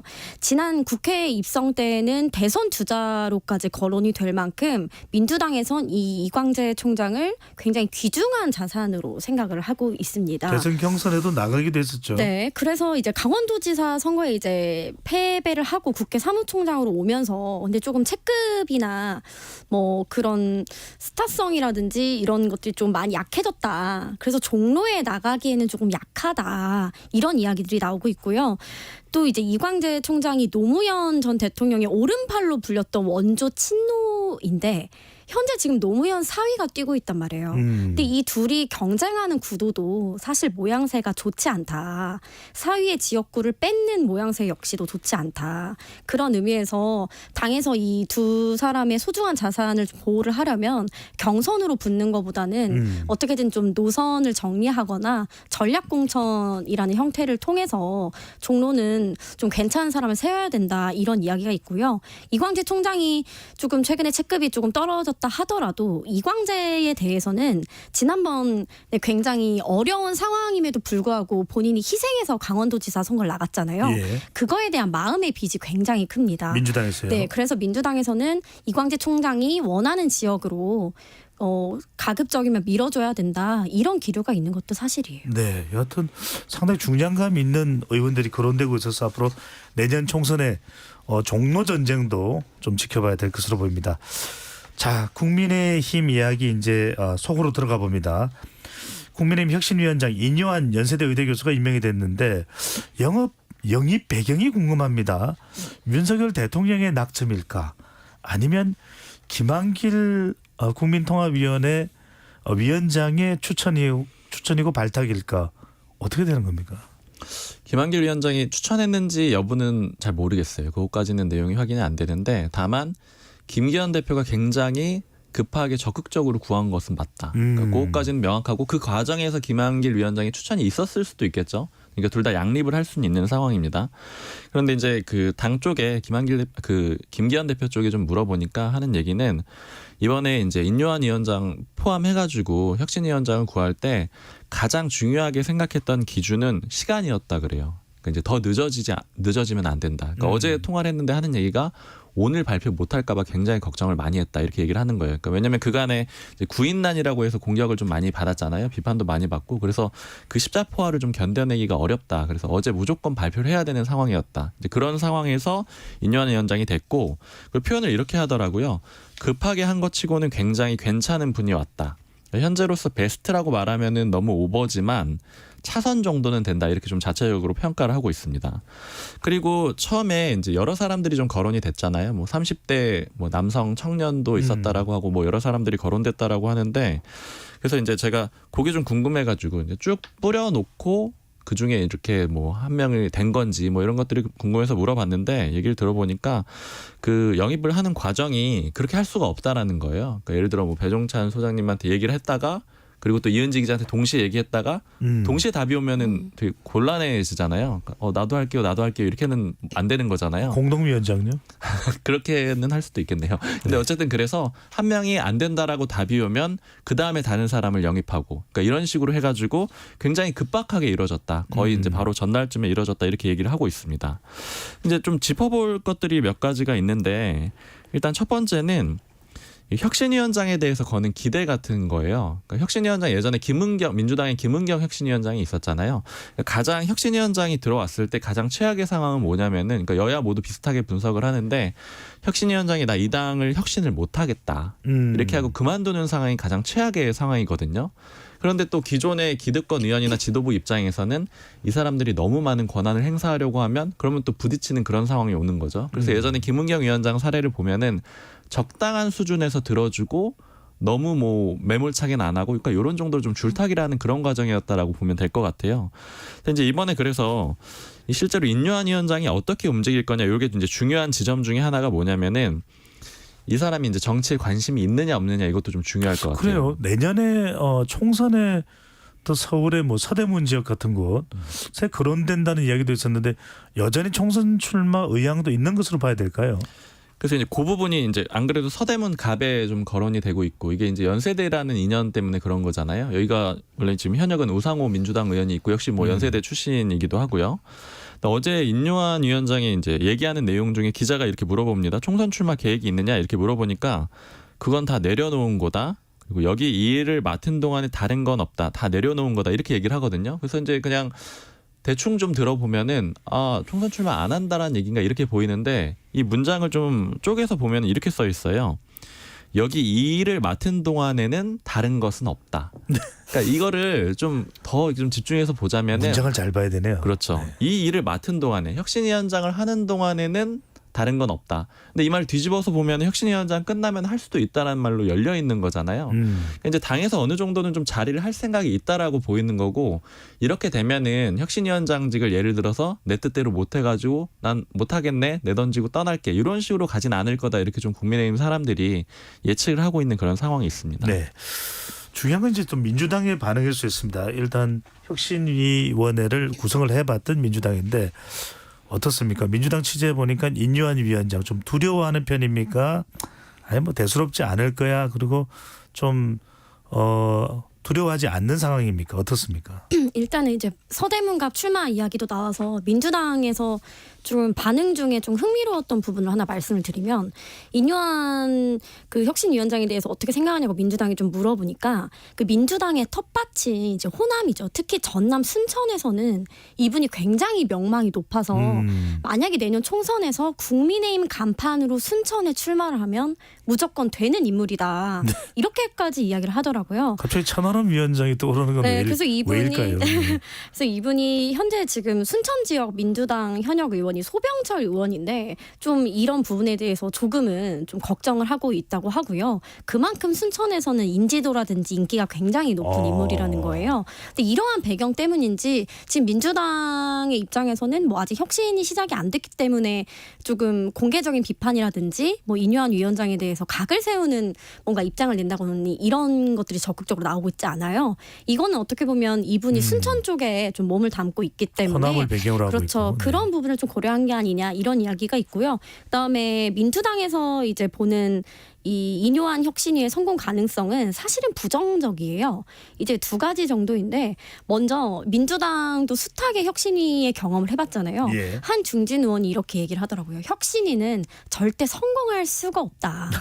이제 뭐 배지라고 하죠. 이 국회의원들 저마다 생각이 다른 이 국회의원과 굉장히 역사가 오랜 정당에 외부인이 갑자기 들어와서 뭔가를 바꾸는 일은 절대 성공할 수가 없다 이런 이야기를 해요. 애당초 불가능한 그렇죠. 일이다. 그래서 부정적으로 보는 두 가지 이유로 먼저 정권을 부여하겠다는 혁신이 치고 잘된 혁신을 못 받고 또 민주당 김은경 혁신위도 정권을 주겠다고 했지만 결국 제대로 혁신을 이뤄내지 못했잖아요. 특히나 야당이 아닌 여당 혁신위는 더더욱 성공하기 어렵다. 이렇게 좀 꼬집던데 여당은 대통령이 사실상 간판입니다.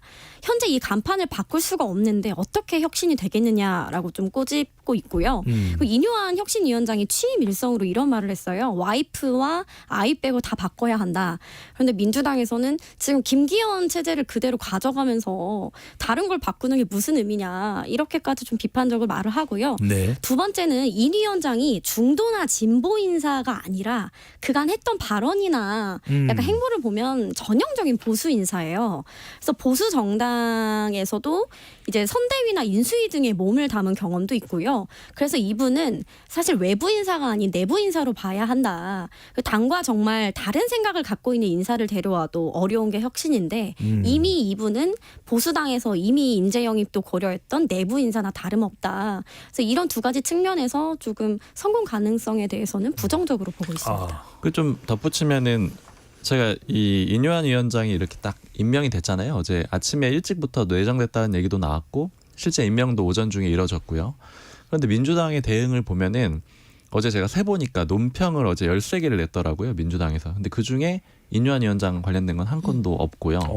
그다음에 회의도 어제 최고위원회에 있었고 그다음에 뭐 고위전략회의 있었고 저녁쯤에 오후쯤에 그리고 오늘 국정감사 대책회의 있었고 근데 일체 인요한 위원장 발언도 없었고 뭐 비공개회의 때도 물어보니까 그런 얘기가 전혀 없었다라 그래요. 그러니까 이제 이게 그럼 왜 그러냐 하면 아까 이제 이은지 기자가 얘기를 해줬는데 그 중에 좀 다른 거 하나 짚어보면은 그 김은경 혁신위가 실패를 했다라고도 볼 수가 있잖아요. 민주당이요. 네, 그러니까 애초에 사실은 민주당으로서는 짚고 싶은 거는 이제 아까 얘기해준 대로 김기현 대표 체제 자체가 아니다라고 봐야 되는데 김기현 대표 체제 자체가 아닌데 혁신위를 출범시킨 것도 말이 안 된다. 이런 식으로 비판을 하고 싶은데 이 혁신위를 출범시킨 거는 이재명 대표 체제에서도 마찬가지로 했던 일이거든요. 그러니까 이 문제를 좀 꺼내기가 굉장히 좀 까다롭다라는 거고 그다음에 이제 두 번째로 말씀해 주신 거는 뭐 인요한 위원장이나 인물 자체가 이렇게 공격하기가 막 그렇게 좋지는 않은 거죠. 왜냐하면 이제 호남 쪽 인물이기도 하고 그다음에 한국인이긴 하지만 또 푸른 눈의 한국인이라서 약간 그 탕평 인사의 느낌도 주고요. 그러니까 그러다 보니까 공격이 좀 많이 나오지는 않는다. 그러니까 이런 것도 좀 주목해서 볼 수 있을 것 같아요. 네. 또 여성을 또 상당히 뭐 강조하고 있기도 하고 또 혁신위원으로 거론되는 인물이 있는데 어떤 또 행동이 나올지 또 좀 지켜보기로 하고 이번에 이제 민주당으로 가보겠습니다.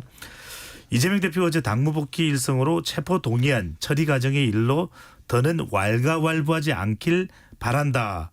좀 강도 높은 표현이었다 이렇게 또 해석을 하기도 하는데 이 말을 계파별로 좀 다르게 받아들일 것 같기도 한데 내부에서는 어떻게 해석을 하고 있습니까? 원래는 이제 이재명 대표가 체포동의안 관련한 언급은 좀 직접적으로 안 하고 통합 메시지만 내는 선에서 정리할 거라는 관측이 많았는데 굉장히 예상보다 더 명확히 언급을 하고 정리를 했어요. 그러면서 민생이 더 시급하다라는 걸 가장 큰 이유로 들었는데요. 일단 친명계에서는 대표가 지금 굳이 비명계니 뭐니 뭔가 나눠서 이렇게 발언을 하는 것 자체가 비명계에 또다시 비판의 명분을 줄 수 있다는 거예요. 그래서 앞으로 이재명 대표가 할 거는 비명계에 어떠한 빌미나 명분도 주지 않는 거다. 그래서 깔끔히 이 문제를 해결하고 가야 한다. 앞으로는 통합 메시지로 계속 가는 게 맞다. 이렇게 이야기를 하고요. 비명계 같은 경우는 근데 비명계에도 굉장히 다양하잖아요. 그중에서도 좀 강성 비명계 의원들한테 물어보니 뭐 말만으로는 아직까진 믿을 수가 없다. 이제 일성으로 통합 메시지를 강조하긴 하지만 앞으로 행보를 봐야 한다는 거예요. 이제 비명계가 늘 이야기하는 게 이재명 대표의 스타일이 겉으로 표면적으로는 안 한다고 하고서는 강성 지지층이나 주변의 측근들을 움직여서 당위를 만들고 본인은 이들의 요구에 어쩔 수 없이 응한 것뿐이다. 떠밀리듯이 이렇게 하게 됐다. 이런 식의 전략을 많이 쓴다는 거예요. 일종의 국합 배드캅 전략이네요. 네, 그래서 뭐 개항 공천부터 시작해서 당대표 출마까지도 다 그런 로직에 의해서 한 게 아니냐. 그래서 지금도 통합을 말을 했지만 결국에 정말 이재명 대표의 진심은 공천 때 가서 봐야 한다. 이제 비명계 뭐 혹은 가결파에 대한 징계를 공천으로 좀 보복을 할 수 있다.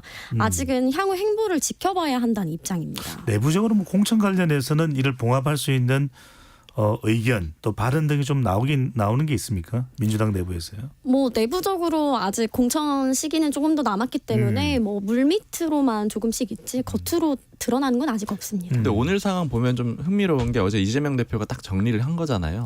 사실은 기자들 입장에선 좀 의외였거든요. 왜냐하면 계속 측근들한테 매일 물어봤어요. 징계를 할 거냐 안 할 거냐. 근데 구체적인 얘기를 하진 않을 거다. 그냥 통합에 대한 얘기를 할 거다라고 했는데 실제로는 체포동의안이라는 그 단어를 정확하게 써가지고 정리를 시킨 상태잖아요. 근데 오늘 좀 주목이 되는 게 뭐냐면은 정청래 최고위원 같은 경우에 보면 최고위원들 방송 나와서 하는 얘기가 뭐냐면은 징계 이거 아직 안 끝났다 이런 얘기하고 있거든요. 그러니까 계속 그런 취지로 얘기를 해요. 그러니까 이런 것들이 결국에는 이제 두 가지 측면으로 볼 수가 있는데 계속 볼 수 있는 게 뭐냐면 하나는 그 모 중진 의원이 이렇게 얘기를 하더라고요. 그러니까 모두가 통합하자 이렇게 얘기하는데 이재명 대표도 통합하자 이렇게 얘기하면은 별로 뭐 메시지가 두드러지지가 않는다. 근데 친명계 최고위원들이 다 징계하자 하는데 이 대표가 통합하자 이렇게 얘기하면 두드러진다라는 거예요. 그러니까 대비 효과를 좀 노린 게 한 가지 측면이 있고, 그다음에 친명계 최고위원들은 그 강성 지지층들의 그 요구가 있는 거잖아요. 그러니까 그 요구를 완전히 배제할 수는 없으니까 일부 받아들이면서, 그래서 이게 결과적으로 아까 말씀하신 대로 국합 배드캅 전략처럼 나오는 게 그 양쪽에서 오갈 수밖에 없는 그런 상황이 좀 반영이 돼 있는 겁니다. 네. 흥미로운 지금 거론되는 이야기가 하나 있습니다.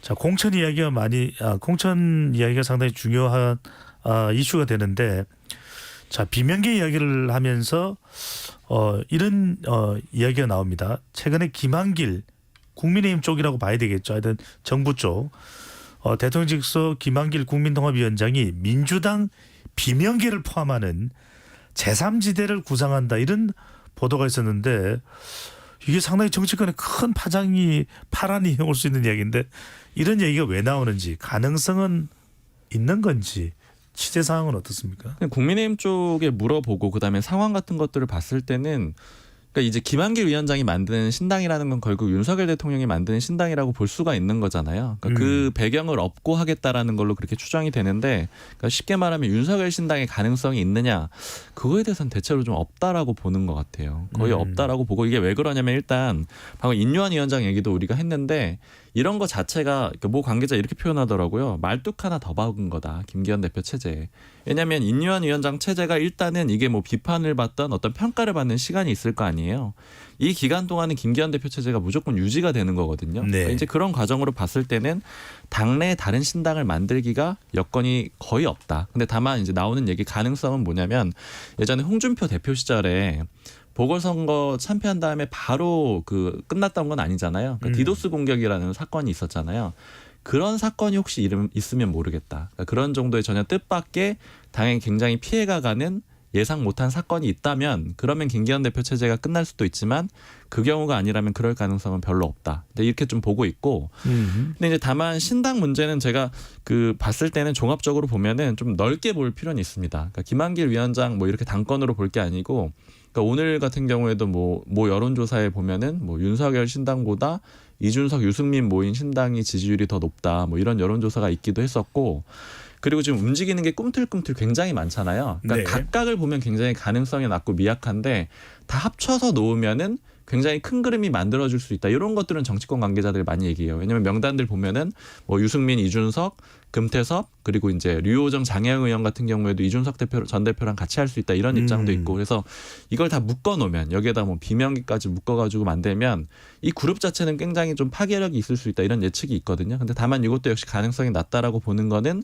그 전제 조건이, 이 그룹들을 다 묶는 그 조건 자체가 좀 어렵기 때문에, 그렇기 때문에 어려운데, 그러나 그럼에도 불구하고 구조적으로 이제 국민들이 워낙에 제3지대에 대한 요구가 있기 때문에 완전히 배제할 수는 없다. 네. 이런 정도로 볼 수 있을 것 다시 한번 같아요.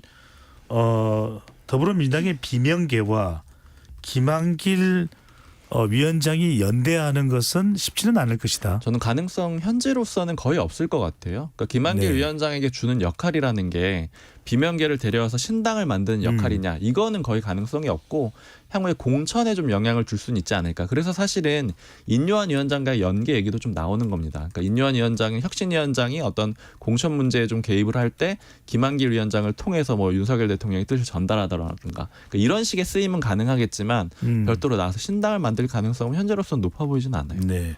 그래도 민주당에 있었던 김한길 위원장이기 때문에 비명계 서로 아는 사이일 거 아니겠습니까? 제3지대. 민주당에서는 어떻게 봅니까?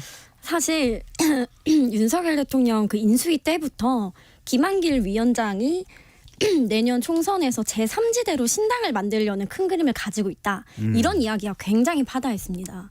그래서 뭐 지금 갑자기 나온 이야기는 아닌데, 지금 총선이 가까워 오니까 민주당 내에서도 비명계 탈당 이야기가 나오면서 좀 다시 수면 위로 올라오는 것 같은데, 민주당에서는 굉장히 부정적이에요. 김한길 위원장을 중심으로 한 제3지대에 들어갈 비명계는 절대 없을 거라는 거예요. 네. 지금 이 비명계는 이재명 대표로 우리가 총선을 못 치르겠다는 게 굉장히 크잖아요. 그런데 지금 이재명 대표로 총선을 못 치르겠다는 이 비명계들이 지금 정부 여당 지지율이 30%대인데 윤석열 대통령의 그럼 얼굴로 총선을 치르러 나간다? 이 자체가 전혀 말이 안 된다는 거예요. 그래서 전혀 좀 현실 가능하지 않다고 보고 있고요. 지난주 방송에서 제가 언급했던 것 같은데 김한길 위원장에 대해서는 민주당 사람들이 늘 이야기하는 게 이분은 항상 그림 그리는 걸 좋아하고 네. 상상의 나래를 펼치는 걸 좋아하는 사람이라 늘 아이디어는 넘치고 정계 개편의 중심에 본인이 있고 싶어 하지만 이게 현실화된 게 별로 없다. 그래서 그건 좀 지켜봐야 한다. 이러한 이야기를 좀 언론이 계속해서 기사화하는 것도 좋지 않다. 이렇게까지 혹평을 하기도 합니다. 네, 비명계가 탈당할 가능성도 좀 낮아요. 왜냐하면 이재명 대표가 왈가왈부하지 말라고 한 것도 이제 그런 가능성을 원천 차단하려고 하는 거거든요. 네, 알겠습니다. 김학일 위원장이 뭐 미대 출신은 아니죠? 그런 건 아닌데 굉장히 판 짜는 거를 좋아한다고 합니다. 하죠, 청사진. 네. 자, 이야기가 상당히 좀 궁금한데 두 분이 어떻게 또 취재를 했는지. 조국 전 장관의 입이 거칠어졌다. 조국 전 장관의 출마 여부에 대해서도 상당히 관심이 높습니다. 민주당 쪽에서 더 많이 관심을 가질 텐데 최근 SNS에서 윤석열 대통령과 현 정권과 상당히 또 대립각을 세우는 모습입니다. 두 개의 혀, 윤통 이런 풍선껌, 입 벌구 정권 이런 표현이 등장했는데 이렇게 세게 나오는 이유가 출마를 염두에 두고 있다. 정지 작업이다. 이렇게 봐야 될까요? 네, 사실 출마를 벌써 염두에 뭐 있든지 아니든지 이 지금 조국 전 장관의 역할은 뭐냐면요. 민주당을 대신해서 외곽에서 윤석열 대통령을 때려주는 역할이라고 보시면 돼요. 그래서 점점 뭐 말의 뭐 발언 수위가 굉장히 높아지는데 어때 지지층 결집 의도와 함께 윤석열 대통령과 1대1 구도로 각을 세워서 본인의 체급을 계속해서 키우겠다는 전략이에요. 이게 총선 출마로 이어질지 않을지는 모르겠지만 어쨌든 본인이 지금 북콘서트를 하면서 전국을 돌아다니고 있는데 본인이 이런 윤석열 대통령에 관한 발언을 통해서 좀 체급을 높여보겠다. 본인이 이제 정치권에서 어떤 영향력을 계속 키워가겠다. 이런 의도로 보시면 맞을 것 같습니다. 아직 뭐 출마 여부는 단정 내리기는 좀 힘들까요? 어떨까요? 그것은 뭐 단정 내리기가 아직은 어려운데요. 다만 최근에 조국 전 장관이 올린 페이스북 글이 조금 의미심장한데 어떤 내용입니까? 페이스북에 연동형 비례 제도가 유지돼서 지난 총선처럼 위성 정당이 조금 나와줘서 네. 열린민주당이 활약을 했듯 소수 정당들이 의석을 많이 가지면 좋겠다라고 적었는데 지금 조 전 장관이 만약 내년 총선에 출마를 하게 된다면 이런 조국 비례정당, 위성 정당으로 한석을 얻게 될 것이다. 이런 관측이 많은데요. 그런 걸 염두한 게 아니냐. 이런 해석도 나오고 있습니다. 네. 자, 두 분 나오면 여쭤볼 거 많은데 항상 시간이 너무 순식간에 지나가서 오늘은 또 마무리를 해야 될 것 같습니다. 자, 불사조 기자단 문화일보 이현지 기자, 경향신문 박순봉 기자 두 분과 함께했습니다. 말씀 잘 들었습니다. 고맙습니다. 감사합니다. Splish splash, I was taking a bath. Long about a Saturday night. Yeah. 점심 먹고 유쾌한 시사 디저트 한 입. 배종찬의 시사본부. Stepped out the tub and put my feet on the floor. I wrapped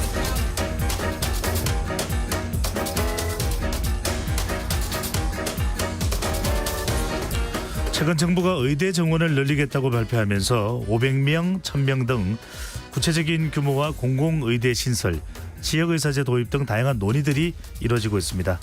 여기에 단순히 의료계뿐만 아니라 우리 사회 전체가 큰 관심을 보이고 있고 사교육 등 여러 분야에 파장을 일으키고 있는데요. 비판적 관점에서 들여다볼 필요가 있어 보입니다. 관련해서 대한민국의 중산층과 불평등 문제를 예민하게 바라보는 분이죠. 고려대 공공정책대학 사회학과 김윤태 교수 전화로 연결해 보겠습니다. 교수님 안녕하세요. 네, 안녕하세요. 네, 우선 윤석열 대통령 그리고 정부에서 의대 정원 확대 관련된 언급이 나왔을 때 교수님은 가장 먼저 어떤 생각이 드셨는지요? 네, 뭐 온 국민의 관심이 집중되고 있는데요. 사실 의사 숫자나 뭐 의대 정원 문제보다도 그 이면에 있는 우리 한국 사회의 뭐 의료 불평등, 특히 수도권과 지역 간의 지금 의료 불평등이 매우 심각한데, 네, 결국 뭐 사회 불평등 문제로 봐야 한다고 생각하고요. 서울에는 뭐 성형외과, 피부과뿐 아니라 모든 의사들이 좀 넘쳐나는데 지방에는 응급실 의자도 부족하고 뭐 산부인과 의사도 좀 없는 경우도 있습니다. 또 응급실 뭐 뺑뺑이 또 뭐 헬기를 타고 아이를 낳는다 뭐 이런 말까지 나오고 있는데 정말 수도권과 지방의 의료 격차 매우 심각합니다. 그래서 단순히 의대 정원이나 의사 수의 문제만이 아니라 의료의 좀 전면적인 개혁이 좀 필요한 시점이 아닌가 그렇게 생각됩니다. 네, 의료계에서의 또 분석과 진단, 또 사회학에서 바라볼 때의 분석과 진단 다 다를 텐데 사회학적 관점에서 바라본다면 이 의료 서비스 확충 또 불균등 이런 내용과 관련해서 근본적인 쟁점이 뭐라고 보시는지요? 일단 의료에서는 좀 뭐 의료가 산업이다 뭐 이렇게 보는 발상도 꽤 있습니다. 네. 뭐 실제로 의료 기술이 상당한 부가가치를 만들고 또 의료인들의 어떤 수입도 고려해야 되고 뭐 그런 뭐 생각도 있죠. 그러나 의료가 기본적으로 사람의 생명을 결정하는 것이기 때문에 어떤 사회적 돌봄이나 공공 서비스로 봐야 한다는 관점이 또 있고요. 그래서 뭐 의사가 부족한 지방에서는 아예 뭐 소아과 의사가 부족해서 아이가 죽기도 하는데 사회학의 관점에서는 이거는 우연히 일어난 뭐 사건이 아니라 어떤 사회적인 책임이 있는 어쩌면 뭐 극단적으로 말하면 사회적 타살이라고 볼 수도 있고요. 뭐 이런 상황이 지금도 뭐 진행되고 있고 우리 국민 모두에게 누구나에게도 일어날 수 있는 일이죠. 그래서 의료가 공공재로 봐야 되고 뭐 치료도 국가가 공동으로 제공하는 것으로 봐야 된다. 그런 인식의 좀 전환이 필요한 시점이 아닌가 싶습니다. 네. 우선 역사적으로 바라볼 때도 상당히 중요할 것 같은데 현대 의료가 이제 들어오고 우리가 이제 고도 성장을 하고 있고 교수님 보시기에는 이런 의료 서비스의 문제, 불균등 문제, 지역 간의 차별화 문제, 또 특정 진료 과목에 있어서의 너무 집중되는 문제, 어느 시점에 어떤 것이 가장 원인이 되면서 본격화됐다고 봐야 될까요? 우리가 2006년부터 지금 의료인 숫자를 좀 18년간 지금 늘리고 있지 않고 1,000여 명 수준에 머무르고 있는데 한 해 배출한 의사 숫자가요. 이거는 그 당시 그 의약분업 당시에 뭐 상당한 사회적 갈등이 있어서 그 의료인들의 요구를 들어준 건데 시간이 이제 지나면서도 뭐 의료 산업이 국내 총생산에 차지하는 비율은 뭐 거의 10배 가까이 늘었지만 여전히 뭐 의료인 숫자가 늘어나지 않는 문제들은 사실은 우리 의료 자체를 하나의 공공재로 보지 못하는 그런 시각과 좀 연결되어 있다고 보고요. 특히 의사협회에서는 뭐 의료 공급 과잉하면 의료비 지출이 늘어난다 이렇게 우려하고 있지만 사실은 오히려 의사가 부족하기 때문에 의사 소득이 지나치게 높고 의료비 부담이 커지는 거 아니냐 이런 지적도 있고요. 네. 가장 뭐 중요한 데이터는 선진국과 비교했을 때 한국 인구 대비 의사 비율이 멕시코 다음으로 가장 낮은 편이거든요. OECD 회원국 평균의 절반 수준밖에 안 되고요. 네, 이런 점들은 뭐 객관적으로 지금 의사 숫자가 부족하고요. 또 하나는 이제 의대 정원을 늘려도 의사협회에서는 모두가 서울에다 의사 개업할 것이 아니냐 이렇게 보는데 물론 대안으로 뭐 지방 의대를 졸업한 다음에 지방 의무 근무제 등 대책이 필요하다 이런 말도 있지만 결과적으로는 이제 그런 것들이 결국 그 의대에 대한 어떤 학비 지원이라든지 또는 지방 의무제를 할 수 있을 만한 어떤 뭐 보상이나 인센티브나 그 관련된 사회적인 합의가 필요한 시점이기 때문에 사실은 상당히 역사적으로 오랫동안 누적된 문제나 해결책도 뭐 하루아침에 쉽지는 않으리라고 봅니다. 네, 누적돼 있는 아주 복잡해진 문제다라는 말씀 주셨는데 대학이 이제 정원 결정할 때 보통은 이제 대학교와 의논하면 되는데 유독 의대 정원 의사와 관련해서는 직능단체와 협의하는 경우가 거의 유일하다고 이야기를 하고 있습니다.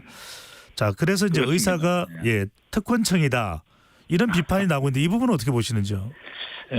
뭐 의사분들이 상당히 오랫동안 전문직 훈련을 받고 있기 때문에 여러 가지 사회적으로 뭐 존중도 받고 있곤 합니다만 그러나 의료가 공공재라면 대학 정원도 당연히 국가가 관리해야 한다는 게 뭐 원칙적으로 맞는 말이고요. 해외 선진국도 대부분 뭐 국가가 관리합니다. 다만 한국에서는 이제 의사 전문직으로서 뭐 좀 배려해 주는 것도 있지만 또 한편으로는 뭐 지난 2020년에는 파업을 할 거다 그런 위협 때문에 문재인 정부가 이제 굴복하기도 했는데 이건 상당히 좀 우려할 만한 상황이고요. 장기적으로는 물론 의사협회를 포함해서 네. 다양한 이해관계자나 전문가들이 포함한 보건 의료 인력을 공급하거나 뭐 배출하는 그런 의사결정 기구를 별도로 독립적으로 만들어서 사회적인 타협이나 대화를 할 수 있는 노력은 함께 이루어질 것으로 봅니다.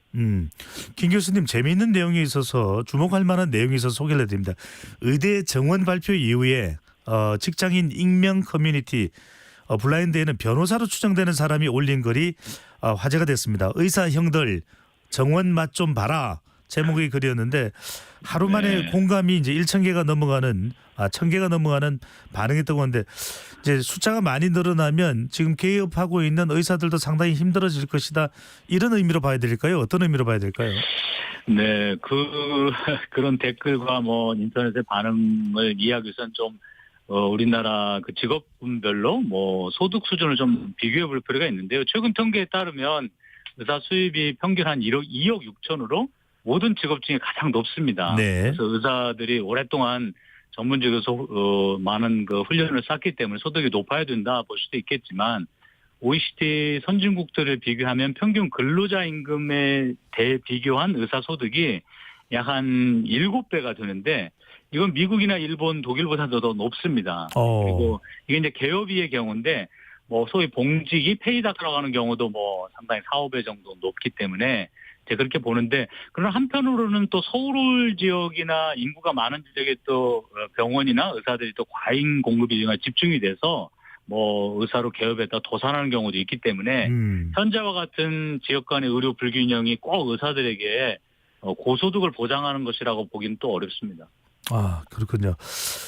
자, 풀어나가야 될 문제와 단계가 상당히 많이 있다고 볼 수 있는데 교수님께서 보시기에는 오랫동안 이 문제를 고민해 오셨으니까요. 문제를 해결하기 위해서 어디서부터 어떤 논의가 먼저 필요하다고 보시는지요? 그렇습니다. 이 문제 출발점이 워낙 뭐 오래되고 다양한 원인이기 때문에 쉽지 않습니다만 일단은 뭐 사회적으로 의료가 뭐 산업이나 경제적으로 상품으로 거래되고 있는 것도 사실이지만 공공재라는 어떤 특성을 좀 인정해야 되고 둘째는 의사와 환자 간의 정보가 비대칭 관계이기 때문에 환자들이 의사 말을 절대적으로 따라야 되는 상황이기 때문에 의사들의 그 공급이라든지 의료 서비스의 제공이 상당히 국가가 공익 차원에서 관리할 필요가 있다는 점을 좀 존중해야 한다고 봅니다. 그래서 일단은 당장 이해관계자들이나 전문가들이 모여서 좀 중장기적인 그 대책도 세워야지만 단기적으로 당장 그 대학 입학 정원 조정하는 일들을 시급하게 좀 추진할 필요가 있다고 봅니다.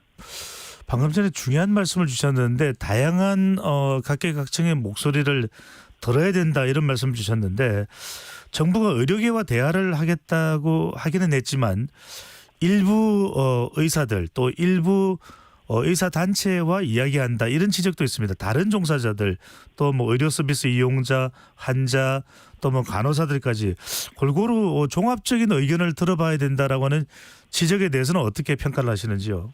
그건 당연히 뭐 옳은 말씀이고요. 물론 뭐 모든 다양한 이해관계자들 의견을 조정하는 건 쉬운 일이 아닙니다. 특히 그럼에도 불구하고 그 장기적으로 고령화 때문에 의료 수요가 많이 늘어나고 있잖아요. 그래서 이런 걸 예측하는 거는 의사들만 판단하기 어렵고 뭐 인구학이든 뭐 사회과학도 필요하고 또는 다양한 뭐 그 과학 분야들이나 또 의료 서비스에 종사하는 분들의 인력 수급도 함께 조정하는 그런 사회적 대화 기구를 운영할 필요가 있다고 뭐 생각됩니다.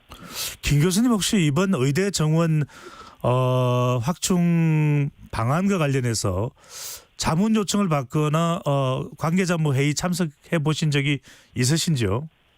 최근에는 뭐 이 문제는 아직 뭐 이슈가 되고 있기 때문에 뭐 여러 가지 뭐 그런 조언을 뭐나 의견을 듣는 경우 요청하는 경우는 많습니다만 아직 정부에서 이런 기구를 통해서 뭐 참여하지는 할 기회는 없었습니다. 앞으로 뭐 더 큰 좀 사회적인 대화가 더 필요할 것을 보고 많은 사람들이 이 문제에 관심을 가질 거로 보여집니다. 개인적인 생각이긴 합니다만 교수님 말씀을 듣다 보니 교수님이 좀더 조언을 하는데 참여해야 되지 않을까 이런 생각도 하게 되고요. 자, 이제는 이게 뭐 의대 정원 늘린다니까 나도 의사여야지. 역시 의사가 최고야. 네. 라는 또 이 바람이 불고 있습니다. 이른바 초등학생들부터 의대를 준비하는 초등의대반입니다. 재수생, N차 수생, 심지어는 뭐 일각에서 발언을 철회하긴 했지만 이주호 교육부 장관이 자유전공생도 이렇게 거론을 했다가 관련 의대에 대한 관심이 상당히 높음을 확인할 수 있었는데요. 자, 이런 사회적 현상은 어떻게 우리가 봐야 되고 또 경계해야 되고 또 보완해야 될까요? 그건 아까 말씀드린 대로 의사들 뭐 소득이 높기 때문에 그렇게 사회적인 뭐 관심이 큰 걸로 보고, 그러나 상대적으로 뭐 다른 지역보다 뭐 더 많은 전문직 훈련을 쌓기 때문에 뭐 높은 보상을 필요하다 이렇게 볼 수도 있겠지만, 우리 대한민국의 유능한 학생들 모두가 의대 가는 건 저는 뭐 교육적으로나 사회적으로 좀 낭비에 가깝다고 봅니다. 네. 과학기술 그 연구자도 많이 필요하고, 또 새로운 뭐 기업을 창업하는 사람도 필요하고, 또 인문사회과학의 그런 뭐 아주 학문적인 연구를 하는 사람도 필요하다고 봅니다. 그래서 오히려 정부가 뭐 의대 지원하는 걸 뭐 억지로 제한하기는 어렵겠지만, 그러나 의대 정원이 늘어나면 더 사람들이 유인할 그런 요소가 커지니까 오히려 이공대라든지 다른 뭐 학문의 균형적 발전을 위해서 뭐 대대적인 좀 지원 확대들이 이루어져야 하는데, 다만 최근에 정부가 연구개발 예산을 많이 삭감했다고 해서 상당히 우려가 커지고 있고요. 연구개발은 결국 미래의 투자인데 청소년들의 대학 진학이나 뭐 노동시장 진출에 좀 잘못된 신호를 보내지 않을까, 그런 걱정하는 목소리가 많습니다. 교수님, 이런 생각이 듭니다. 이런 기억이 소환이 되는데 20년 전에 한 세미나에서 정치적으로 영원한 문제가 아니라 앞으로는 수도권과 지방의 격차가 대한민국의 결정적 장애연이 될 수 있다라고 하는 발표를 들으면서 상당히 그 당시 20년 전에도 공감을 했는데, 지금 이 의료 서비스가 지역 간에 불균형한 것도 따지고 보면 의료 서비스뿐만 아니라 서울 수도권, 중앙과 지방, 지역 간의 불균형이 근본 원인이 아닐까요? 어떤 대책을 근본적으로 세워야 될까요? 그렇습니다. 사실은 이 의대 정원 문제 이면에 있는 더 핵심적인 문제는 바로 이제 지역 간 이제 불균형 또는 뭐 수도권과 지방 간의 어떤 불평등 문제인데, 사실은 뭐 지방의 인구가 줄어들고 또 네. 기업도 적고 또 대학을 졸업해도 취직할 수가 없기 때문에 대부분의 의사들이 뭐 지방 대학을 졸업해도 서울에다 개업을 하고 싶어 하는 거는 뭐 어쩌면 경제적인 그 차원에서만 본다면 합리적인 사실은 결정이라고 볼 수도 있습니다. 그러나 오히려 아까 말씀드린 대로 서울과 경기도 대도시에는 오히려 의사나 병원이 과잉 공급돼서 파산하는 경우도 있기 때문에 이게 꼭 반드시 좋은 결과만을 만드는 건 아니거든요. 그래서 수도권 지역, 수도권과 지방의 어떤 불평등 해소뿐만 아니라 의사의 안정적 수입을 해서 균형 발전이 필요한데, 균형 발전을 위해서는 사실은 뭐 이거는 더 힘든 문제입니다. 더 장기적으로 이 시스템 전체가 이렇게 만들어진 원인을 제공하고 있기 때문에. 근데 그럼에도 불구하고 중요한 문제가 있거든요. 첫째는 네. 지방의 국립대 지원을 좀 확대하고, 대기업이 또 지방에 이전하거나 또 지방의 새로운 기업에 창업할 때 인센티브를 제공하고, 알겠습니다. 또 지방의 공교육이나 공중교통, 뭐 문화시설 같이 그런 걸 확대해서 삶의 질을 높인다면, 네. 그러면 장기적으로는 수도권 지방 균형 발전이 좀 알겠습니다. 이루어질 수 있고 교수님, 의료에게도 도움이 될 시간상 거라고. 말씀은 오늘 여기까지 듣겠습니다. 네. 지금까지 고려대학교 김윤태 교수와 함께했습니다. 잘 들었습니다. 네, 수고하셨습니다. 감사합니다. 네, 1028님께서 지방에는 청취율 조사 전화가 오지 않는다는 걸 뒤늦게 알았네요. 배종찬의 시사본부 마음으로만 응원합니다. 화이팅. 청취율이 중요한 게 아닙니다. 청취자 모두가 저희들에게는 왕입니다. 자, 배종찬의 시사본부 오늘 준비한 소식은 여기까지고요. 저는 내일 돌아와서 뵙도록 하겠습니다. 건강하고 안전한 오후 되십시오.